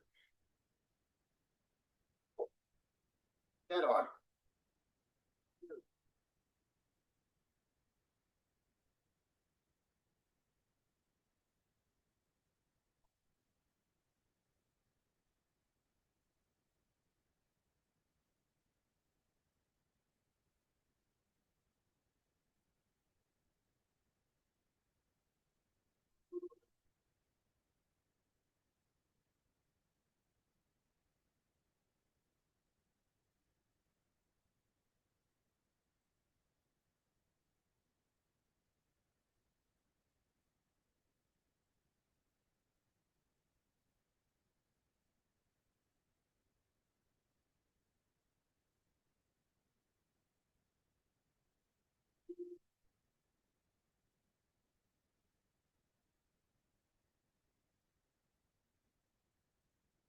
Wow.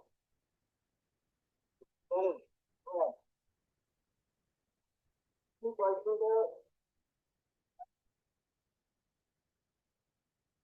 Now you have to reach up and fight. You're not going to get a nasty jam or scratch at brake control or anything like that. That's pretty nice.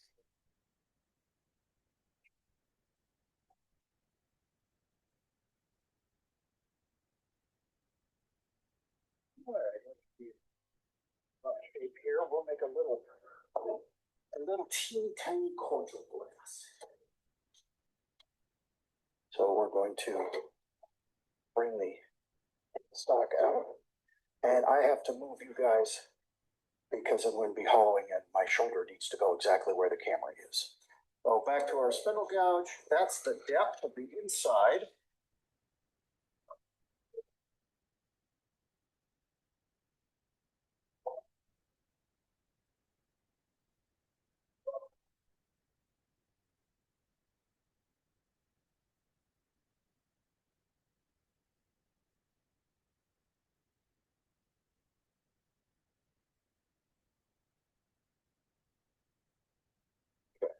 Feel where we're at.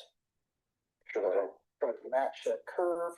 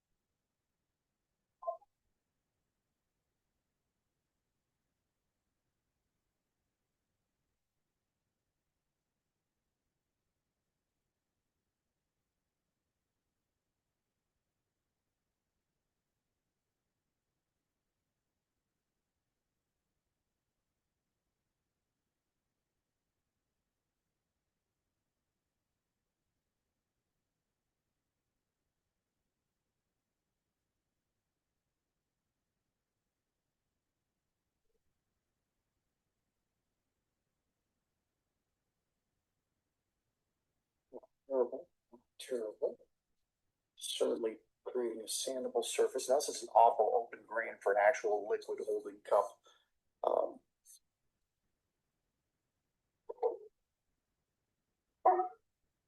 Well, I'd be more inclined to market this as an egg cup.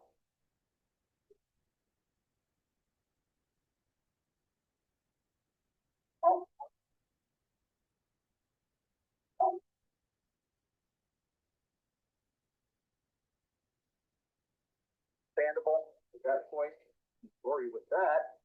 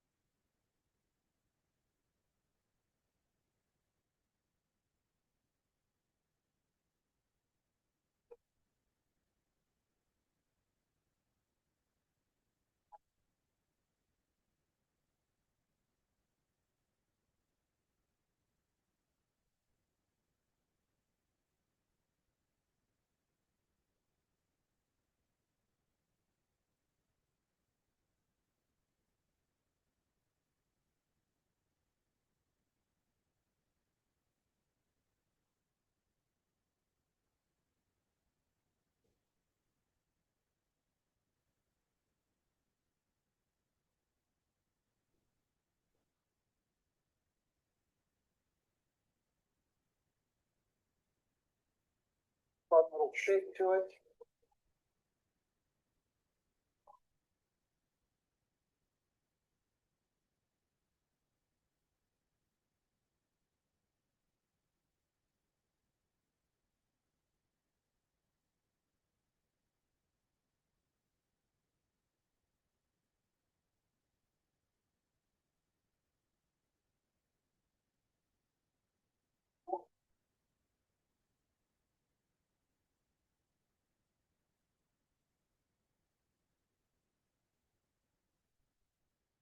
Now you can see I'm right up against it, and it's not catching. I'm not jamming. That's pretty nice. I like that.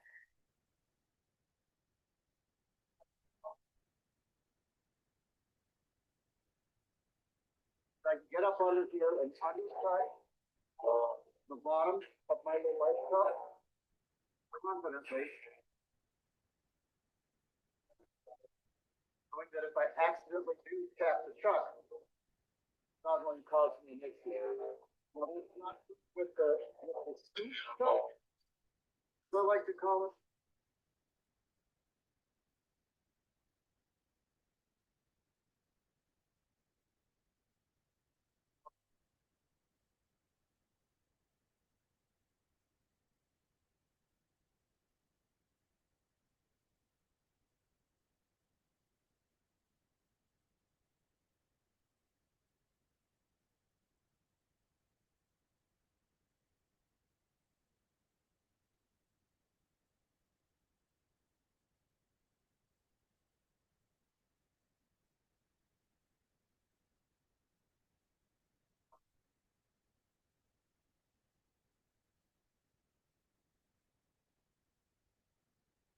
Not bad. I was able to undercut that pretty well. Obviously, we do a lot of sanding and things like that, but pretty effective. And again, being able to kind of bump up against there, understanding that it's safe, I'm not going to get hurt.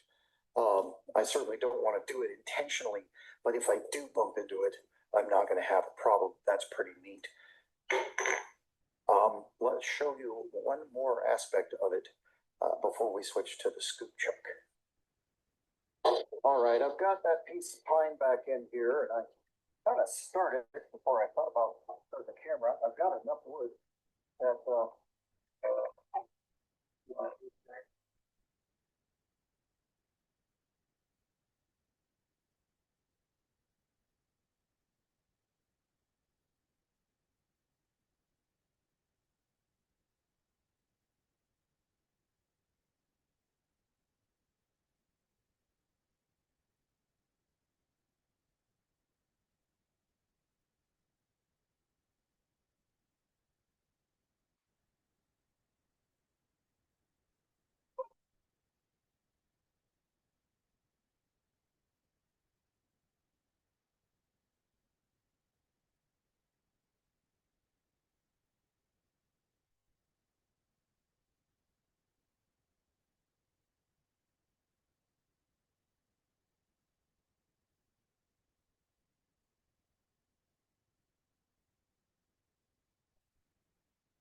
Now this is where I was doing that multi-axis. Oh, that's not going to quite, maybe, might be a little bit, oh, hang on. This is the measurement I really want to make. It might be a little bit, and it might work. Might work because of the chamfer. This might work with this piece. If it doesn't, we still have the option.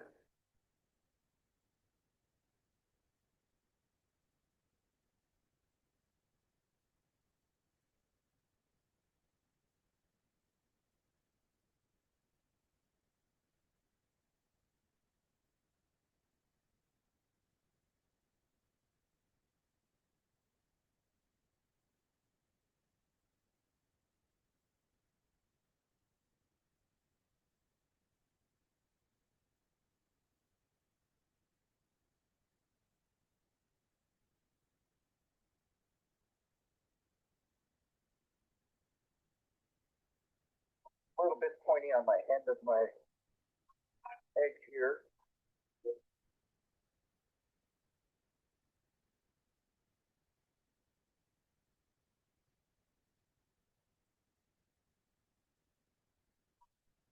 And I've got that little, I see it. That's not going to work. We're going to have to use this piece down here because where I was doing that multi-axis with it, I actually took it down and it's not going to jam in there, but I could actually start my egg right here and get back to there. So this little bit.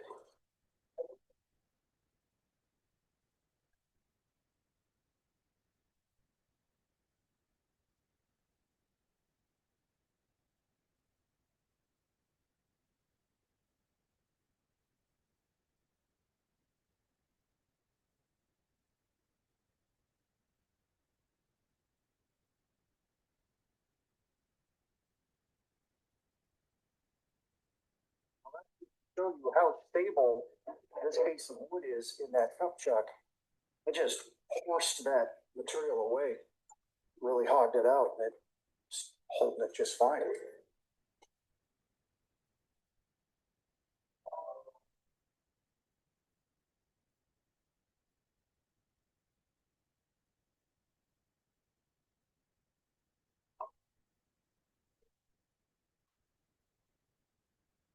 So we'll make a little egg.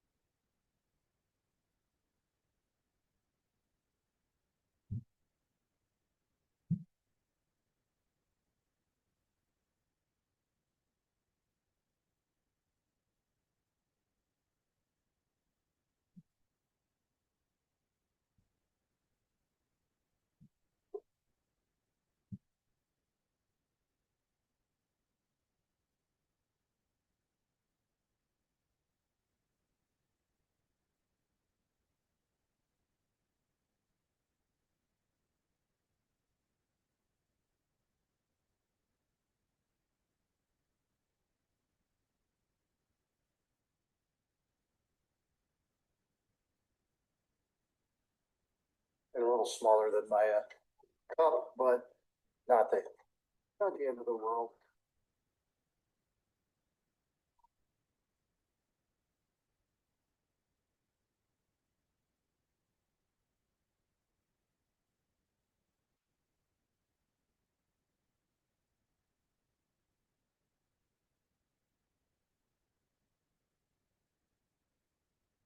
kept it big enough.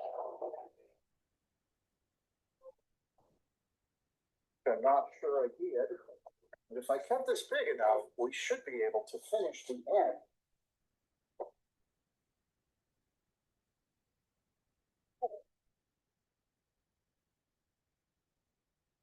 If I kept it big enough, that's what I'm getting.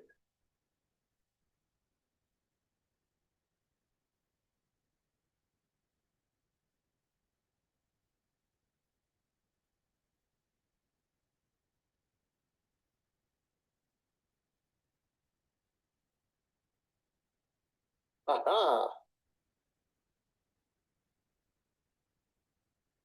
Well, Steve Twidell from over there in Ireland taught me this. Don't have to quite perfectly match the jam if you can get down inside. You don't have to perfectly match a jam for it to hold a spherical object. You can get, this actually opens up a little bit wider than the jam. You should be able to get that in there as long as you've got a little more than 3/4 of the sphere into the jam. And it should hold. That's close around. No eggs are perfect.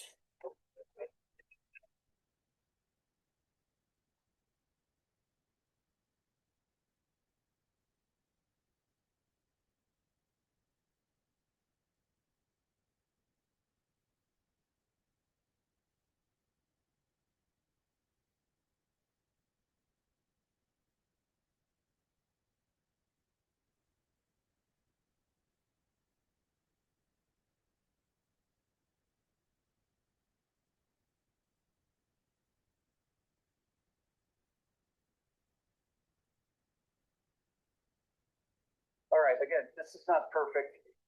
This is just a demonstration. So I'm not really stressing about getting the egg all perfect and in perfect shape. And I just want to show you that I was able to jam that in there and it flattened it a little, but it held it and it didn't actually scar it in such a way that I can't finish it by hand with a little sandpaper and use that little bit of a crush. So another aspect of this is that you can jam an object that's a little bit larger, a spherical or a round object that's a little bit larger. You can get a jam, and because it's got that chamfer right there, it's not going to damage it too much. It will give you a little bit of a mark, but it's not going to mark it so deeply or so heavily. As long as you're not banging on it, it's not going to mark it so deeply or so heavily that you can't hold it to finish, return, something like that. It'll just jam just a little bit, and you can get in there. So that's another neat aspect of a cup chuck.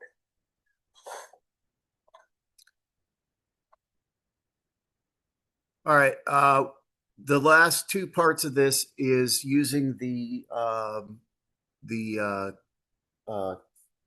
what I call the cup chuck, or the what I call the scoop chuck, which is the 2-inch with a 1/2 inch cutout on the side. You can see on the bottom right of the cup there. I spared you making the handle and the ball of my scoops. I'm just going to show the hollowing part and how that works.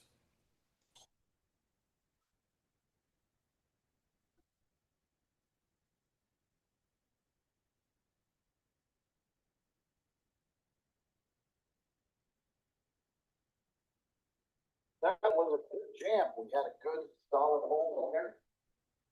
Always nice to see.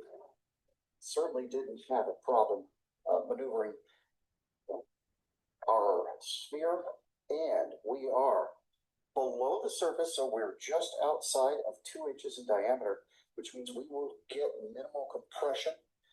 Let's find that crack. There it is. See if we can line that up. All right, we are a tiny bit oblong shape again, because we're going to jam this. I don't think that's going to be too much of a problem. And we're going to go for a 90-degree scoop. That should be all it takes. Actually, I think we're going to tilt our scoop a little bit. So pop it out, tilt it. Again, I want to try to get beneath it. Here's where that nice 1/2 inch deep cutout comes in handy. I want to try to get that crack out of there. So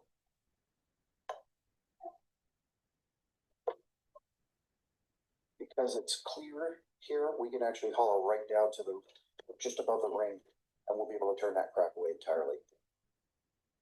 That's pretty solid jam. Now I'm going to caution you when you're hollowing here, take your time and first figure out how much pressure it will accept. These will like to jump out. Again, it is a jam fit, it's a friction fit, and it can jump out. So take your time. Your first couple cuts, kind of feel it out, feel where it's going to work best.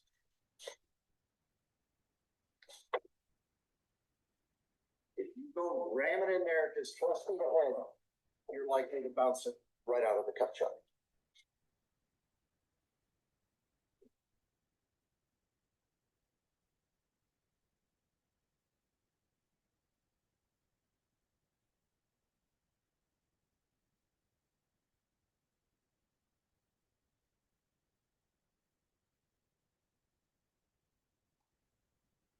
Also, when you're reaching around here, make sure you remember you do have a handle swinging around. You don't want to hit that. So keep your hands well clear.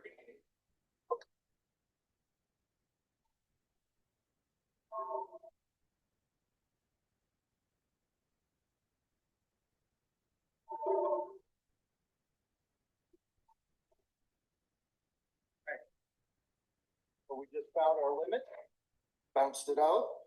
That's good, not a bad thing.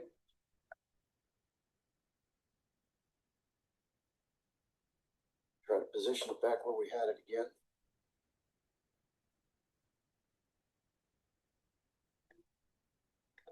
Close as possible.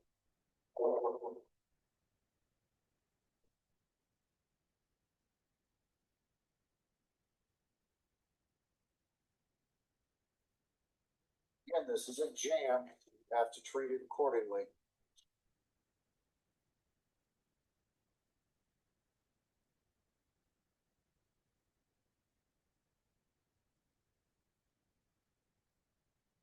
Also, sharpening your gouge usually helps. We'll be back. Got a fresh edge. See what we do.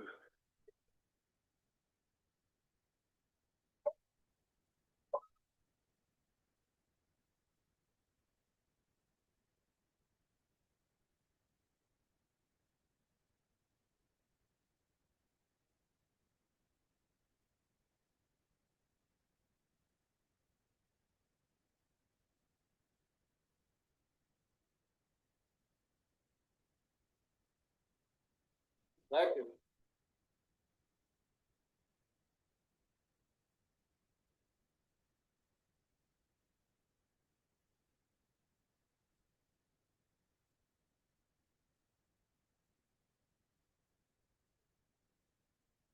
I think that'll do it. Part of the issue is I do have a slight egg shape.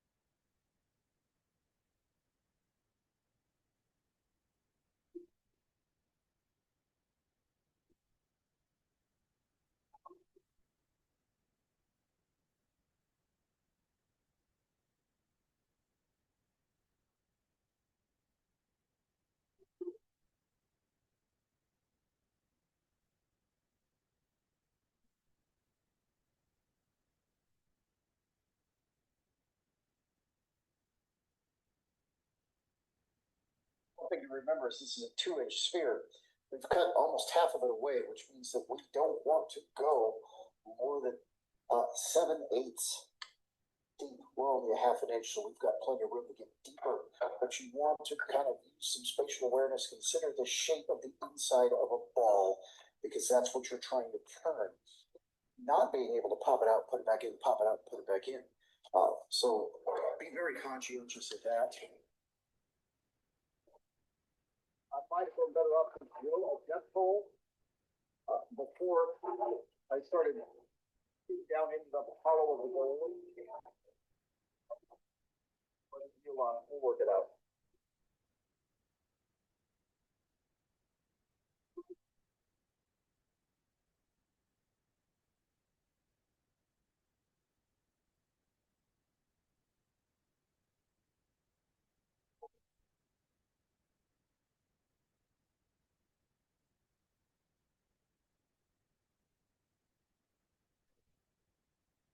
I get the nub down at the bottom. I want to kind of feel here. No, I'm still real shallow.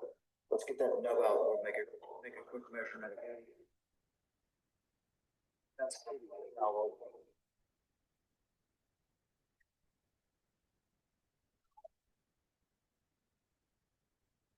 It jump a little. Where that.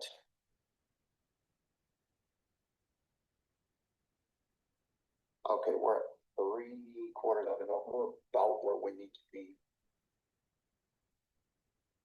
We're removing bulk. We're losing the solidity of it.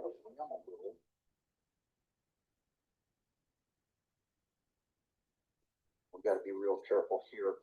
I'm going to switch to a scraper and get the inside of that rounded. I think that would be the safest solution because it is wanting to rock a little bit on us. I'll come in with a 1-inch traditional scraper. It's got a fresh groove on it.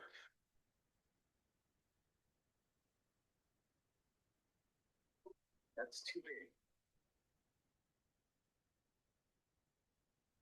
3/4 inch asymmetric negative rake. I shaped that myself.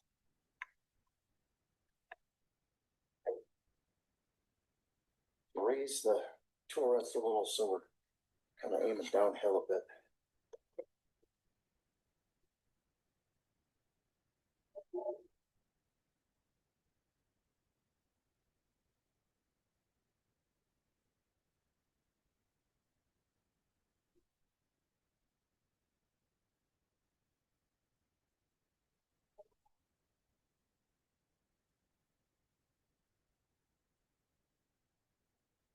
The light is washing the bottom of the knot, but there's a little bit of a nubbin nut down there. It's my friend Steve Cordell likes to call it. Below that, read scraper.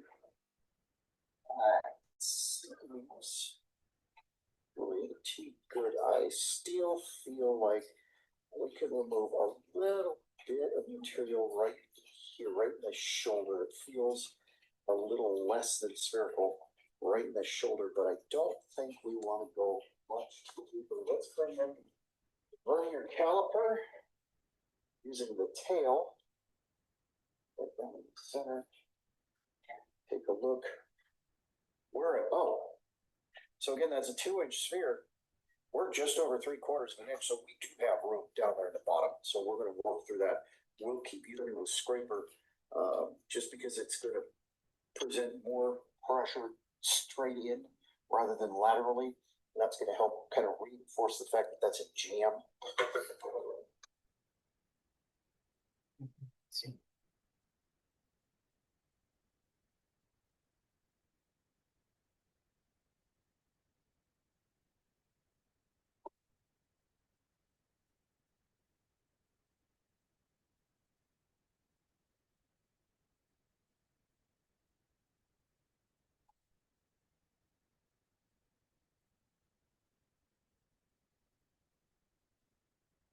We're making pretty light cuts. We're not really going hard.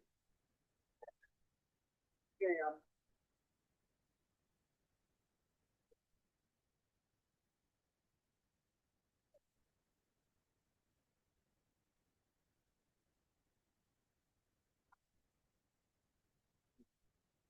spherical from the end of the handle. Let's take a look here again. Depth.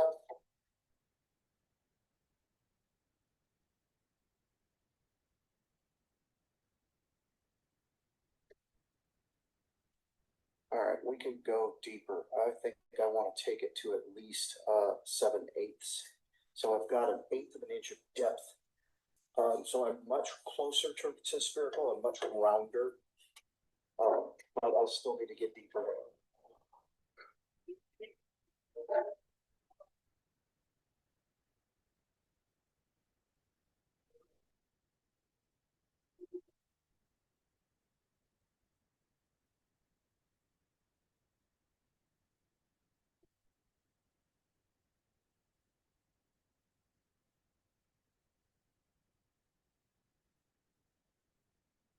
That felt pretty nice.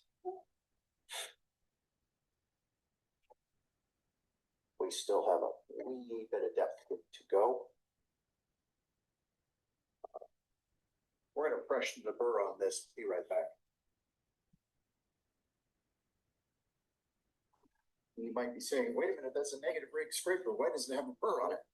It does have a burr on it, but what the negative rake does is give that burr a bit of an angle rather than me raising the tool rest real high and having to come down like this. I can come in at a flatter angle, but still have that burr approach at that higher angle because of the negative rake.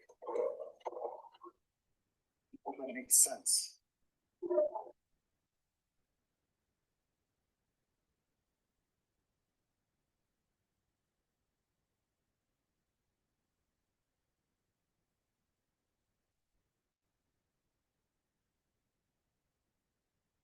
Nice wispy little shadings. That's why the burr. It's clean. You know, tiny touch of torn grain right there. Let's see how close we are. Much closer if we're to take a super light pass or two. Let's see if we can get that little tiny bit of tear out cleaned up.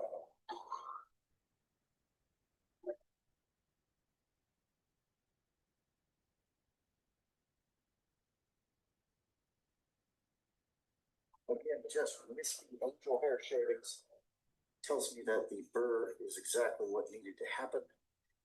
To clean that torn grain up, we're going to take one more super light pass. You do that little nubbity nub.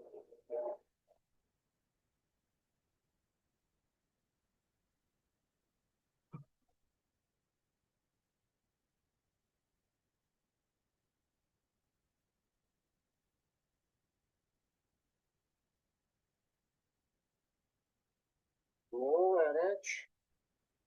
And I believe we have hollowed our scoop.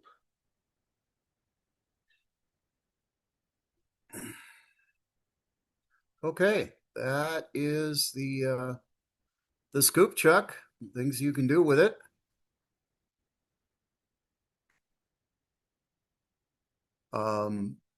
Anybody got any questions? Yes. What would be the advantage of using the scoop chuck? Like in the first bit where you're doing a lot of spindle turning, why use the scoop chuck instead of, say, just between centers? Speed. Really, the cool thing I see for that is if you're doing production, like again, as I said at the very beginning, this time of year, what do? You're making all kinds of Christmas trees and snowmen and things. You can put a 12-inch piece of 2x2 in there, knock them off right down the end. You're not worrying about where your chuck key is. You're not worrying about sizing tenons exactly. You can literally take a hatchet and just sharpen down the end of there, and as long as it fits in there and jams, you can hold it in the cup chuck. It's just really simple, very fast. And another advantage is, at least at Bestwood, they're less than $100. So $300 spindle chuck or a $79 cup chuck that you can do the same amount of spindle work. You're just jamming it instead of trying to size tenons and things. Another advantage is, as I showed with the 1.5 inch, because there's not the little cutout for the handle, that's specific for that that 2-inch chuck. If you're teaching students, you're not terribly worried about them overshooting and hitting the chuck and getting a jam or breaking a tool or breaking a finger, because you have a nice continuous smooth edge. So from a safety aspect for spindle turning, that is something to consider as well. Cool. Thank you. Any other questions? Now, if you go on YouTube and look up Japanese tea caddies turned traditionally in Japan, they turn end grain tea caddies with an insert lid and a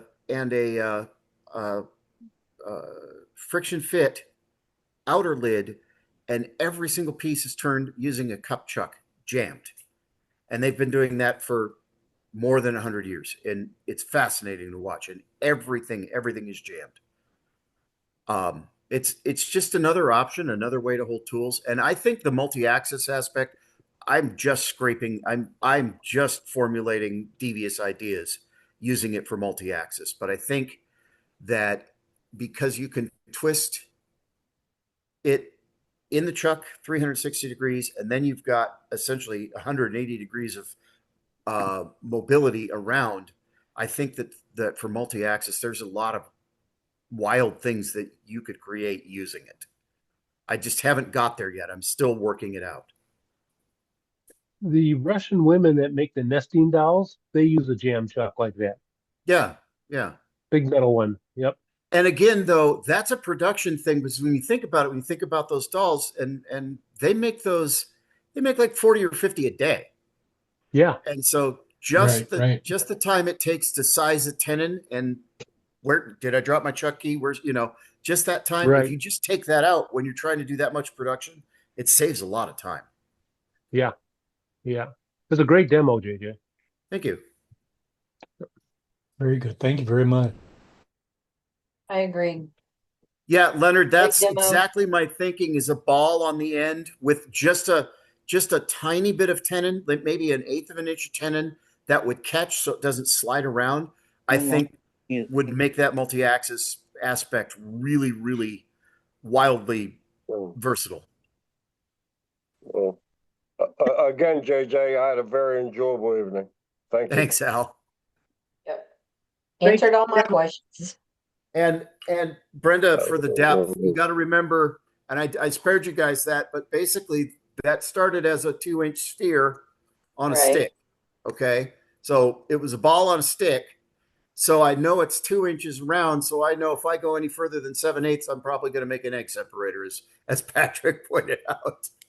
Right. And this is actually this is the scoop that was in that video. And the reason that it's tilted this way is because there was a crack right here in the wood. So by tilting the handle down, I was able to turn away that crack, so it wasn't a problem. And it didn't change the depth? No, because it's still a 2-inch sphere. We're still working with 2 inches total when we start. Yeah. So this is still 2 inches around here, 2 inches across. And this one, and let me ask you guys a question, because I finished this with pure tongue oil. I finished these both with pure tongue oil. Now, the rule of thumb with pure tongue oil is it takes about 3 weeks to cure. And if you can still smell the tongue oil, which I can very distinctly, it's not cured. This is birch. It cured in 36 hours. Like, this is in use. I'm using this as my coffee scoop. The tongue oil cured immediately. Is there something chemically, or is it to do with the density of the wood? Does anybody know? Why would it have cured so fast? Because it usually takes 2 or 3 weeks. The only thing I can think of is maybe there's a catalyst of some kind inside birch that would cause that. Birch? That's kind of what I'm thinking, because this is also cured. I'm also thinking the density of birch. Birch is not a real heavy, thick wood. It's so you think it's very easy to drank turn. it up? Yeah, it probably did. I would say it did drink it, absolutely. But I think maybe also because my thought is because it's not very dense, so there's a lot of oxygen getting in there as well. Oxygen is what causes the cure for tongue oil. So I'm thinking because there's just a lot of permeation of oxygen that might have added to it. But I mean, I'm using this. I mean, and my coffee Yeah, that tastes is fine. fast Doesn't though. taste like Yeah. Tomo. So Anyways, great demo, JJ. I appreciate thank it. you. Yeah. Yes, Thank you. And I covered some safety very things. nice. I Good. that I heard. Thank you. We don't want safety JJ, Sue to, we don't want safety Sue to get after us in our demos. No, we don't. JJ, I put pure tongue oil on this little Catalpa box. I'm And sorry? I put pure tongue oil on this little Catalpa box, and within 4 days it's bone dry. I could do it another, and it has Yeah, no I'm- smell to it either. So I think it's just the density of the wood Yeah, Catalpa's pretty and hot. how old dry it grain, was yeah. to start with. Yeah. Yeah. Yeah. Catalpa's like a sponge. Yeah. But I mean, that might it be has a that might lot be to do the with how answer. dry it is. Yeah. That might be the Yeah, answer. and this birch Okay. is super dry. It's super dry. Yeah. It just absorbed it. Yeah. Well, like I said, it's that I retired my old coffee scoop, which only had a handle about this long, and so yeah. And actually, I should grab it and show you the difference. Let me grab it and show you, because this is about 3 years difference in turning. Hang on a second. You know, let's ask a question for a second. Okay, let's say 100 years ago, somebody actually they used to do this, right? And there weren't okay, let's say 140 years ago. People would do stuff to make utensils to eat. There weren't oils and there weren't finishes to put on the stuff. Well, tongue oil's been around for thousands of years. I mean, Yeah. but how many people? But how many people on a regular people basis? You know what I'm saying? I mean, so there's been so many things that there weren't no finishes put on. Well, I know. beeswax. Yeah, I know Beeswax. folks in Northern Europe all use beeswax. I know that. Okay, yeah, Or okay. they used whale oil. Mhm. You know, Which brother. yeah. I don't think we can buy whale oil anymore. No, I don't think that's available unless you're on the North Slope in a tribe. So this is my original coffee scoop. This is probably a 1/2 inch thick at the bottom. You can see the sides here are 1/4 inch, and this is definitely not true round at all. This is what I turned last week. Very So nice. that's just, and this is consistent 1/8 inch all the way. That is absolutely, I couldn't be happier. Both of these, I could not be happier with the consistency Yeah. inside. That's just time. That's just, this was 2.5, 3, well, 2, 3, maybe 4 years ago. That's just time at the lathe. That's just practice. Right. Right. Great demo, Cool, JJ. cool. Yes, very good. This weighs significantly more, especially the beach. Right. Yeah, I bet. Yeah. It's not much heavier than the Manzanita, but that's really dense close grain wood. So, yeah.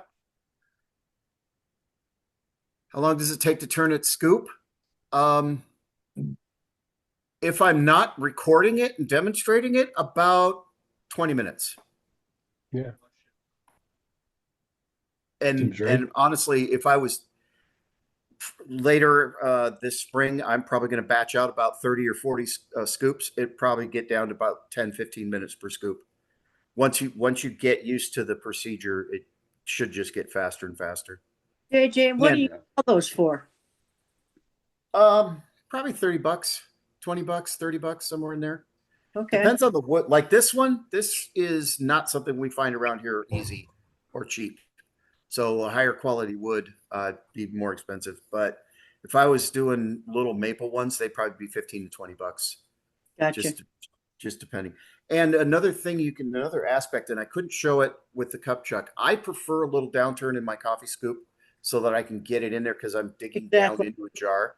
But you can actually aim that handle. You've got a lot of variance in which direction you aim the handle. With this cutout in the 2-inch cup chuck, you have the option of going straight 90 degrees or getting that negative tilt, which you can't really do unless you have some kind of cutout in the way you're holding your scoop. So Got it. that gives you And you can turn the handle off center for it also to make that incline on the spear. Yeah. Yeah. So that's just a fun option. And if you don't have that cutout, your scoop's always going to look like this Got it. because it's got to be up above the edge. So, all right. Any other Very questions? cool. I don't see any more. Well, folks, going once, going twice. Questions for JJ? If not, thank you very much, JJ. It was an excellent demo. Thank you. Thank you. Sure. Thank you. Very nice. Very, very, very enjoyable. Thank you very Thank you, JJ. Thank you, JJ. All right. Matt, have we got any gallery up? We do. Safety Sue has got something. Hi, Yes, guys. he is. Hello, Yep. Sue. Hi, that's for Brenda. Oh, my. It was not on the lathe. Trying to get up with one arm off the couch because my left arm I'm not supposed to use. I went down and the floor did its number on my arm. Ouch. Ooh, Yeah. sorry to hear that.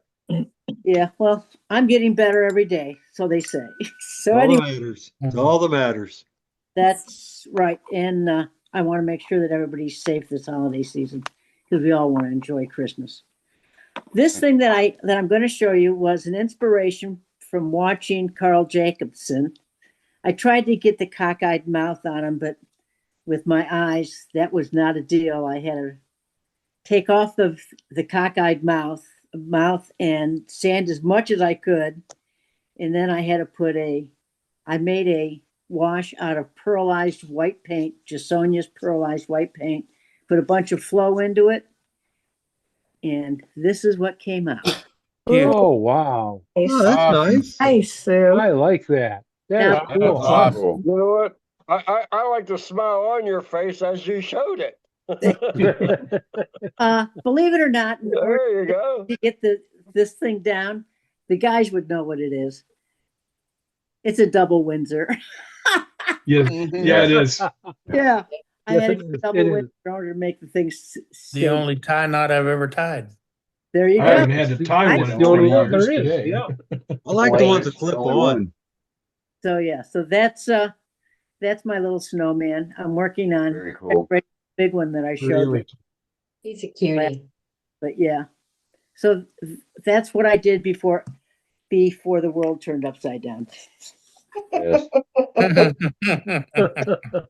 Oh, more careful. My goodness. All Well- right. Well, much healing for you, Sue. Nice work. Thank Stay you. off the floor. Yeah, that and Good job, Sue. stay out of the hospital with surgery. Exactly. Okay, thank you. Oh, I do have one thing.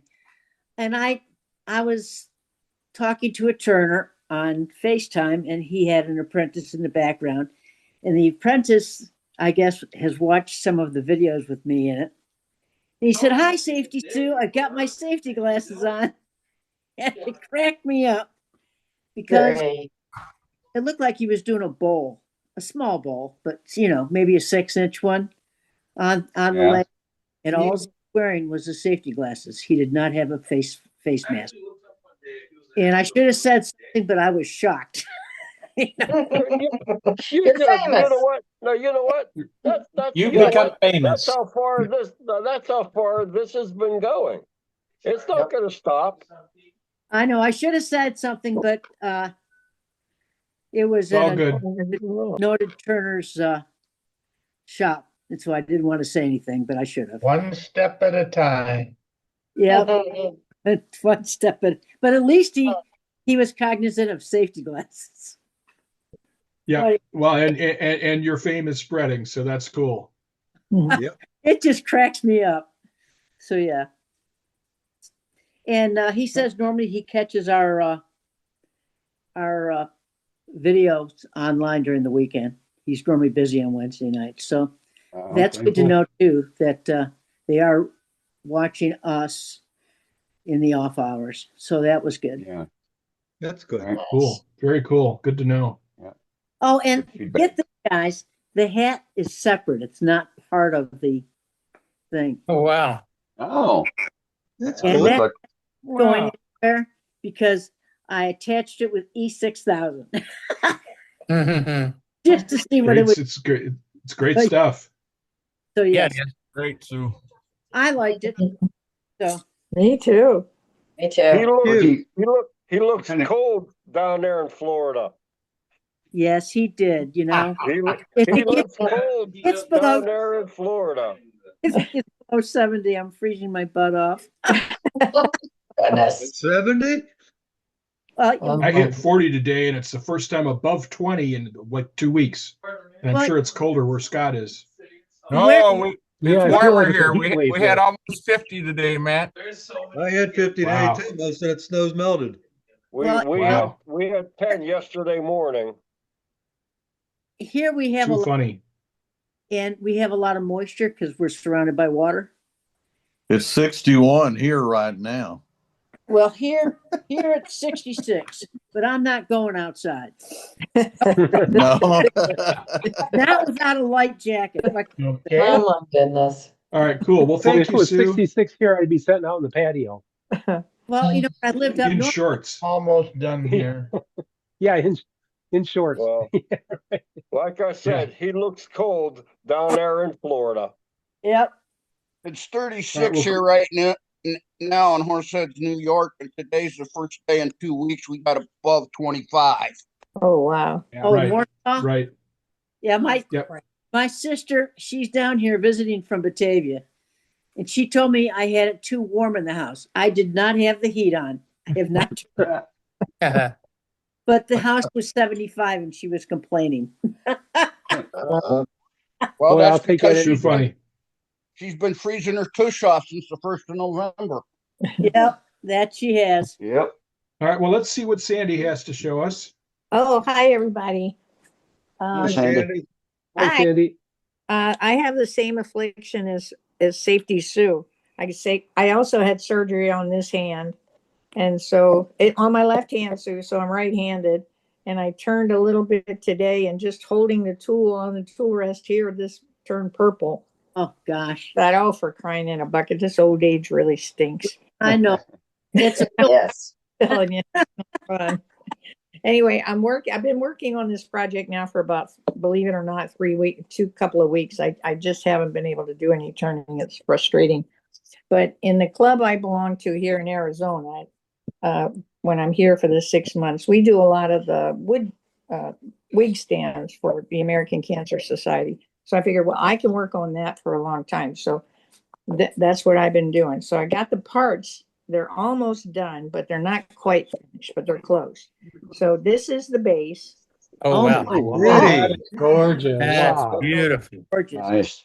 And I Wow. can paint, obviously I can paint because it's my right hand, which is really nice. So I just kind of lay my arm over top of it a bit like this and paint or put a clamp on it. So that's the base. You did that freehand. This? No. Yes. Oh, it was traced and I painted it and picked the color Oh, okay. That's still that's very That's nice. gorgeous. It's still beautiful. and designed. Right. Now this is the top. Oh, beautiful. I got that done, painted. Wow. Absolutely wonderful. Thank you. And then this is the post or whatever you call that spindle thing in between. And Yeah. this Beautiful. went back on the burner because I wasn't happy with it. So I got this painted and this painted and this painted. And I said, to me, it looked like it was a shish kebab. And this was a hot dog or something in between or a sausage. So I said, we got to work on this. I can't put my name on the bottom of this thing. So anyway, today more ladybugs went on because I had to stop there, and then some more leaves and then some more ladybugs. So this week and I'll be spending and hopefully get this thing finished and glued together. It fits, which is a good thing. I had to take it down a bit. The top was a little tight, you know how that goes. But anyway, this is what I've been working on to keep myself from going insane. Very nice. Oh, very nice. It's beautiful. Very pretty. You're a lot better with a burner than I'll ever be, Sandy. Well, the burning part is a lot of fun. The painting is actually more fun, and trying to come up with a design, that's tricky. That's the tricky part. Once you get the design drawn on there, life is easy after that.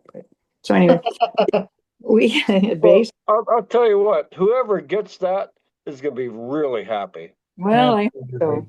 I And mean, it's just going to be handed to any person at random, yeah, and they're going to be so happy for that. I hope so. Anyway, Oh my God, yes. I do about at least a minimum of 2 a year.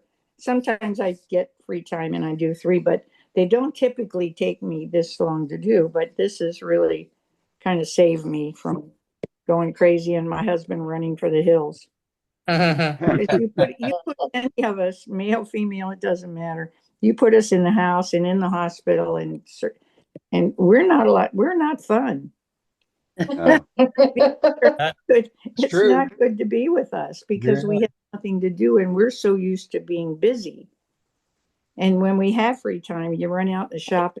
Even if you're not turning anything, I can only talk for myself. I'm sitting there drawing what I want to do.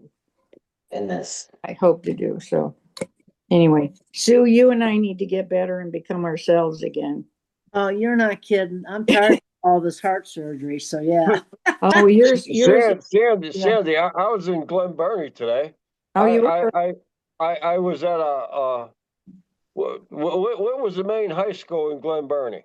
Glen Burnie, What was the big one? where I graduated, and then I went to the University of Maryland. Yeah. What was the big high school there? Yeah, I was there today. Glen Burnie High. And what was the name of the team? Oh, we had a couple of names. We had the Braves for a while, and then we had the Buccaneers. We had a couple of. That was it. I think the Buccaneers. I was at that high school today. Oh, there you go. There you go. Yeah, that was it. Yes. Cool. Cool. I haven't been there in a number of years. Way down close to Annapolis, right there. Yeah, right there. That's where we are. Yep. And the best part when we were younger of living in that area is we could get over to DC where you could do just about anything you wanted when you were 18. If you came back over the bridge, you had to be 21. And so we always had a designated driver, and then we go into DC and you could do all the clubs, do the show, you could do whatever you wanted to do at 18. Wow. There you go. It made us a lot of fun. But anyway. Right. I just right. Funny. That's like this. And maybe next time I'll show you and it's together. Yes. Sounds good. Okay. Thank you. Thanks, Sandy. All right. Back to you, Dean. All right. Dane. All right. Sounds Whatever good. your name is. Yeah. Can you guys you can hear me, right? Yeah. Yeah. Okay. Yeah, I just had to swap out my earbuds here. So with that, what a great evening we had. A lot of good gallery, a lot of good conversation. Figured out how to price our ink pens and some turnings at the beginning of the program. We had a fantastic demonstration tonight put on by JJ. So with that, it's top of the hour. We will be having a meeting next week. We're going to try and do some tips and tricks at the beginning.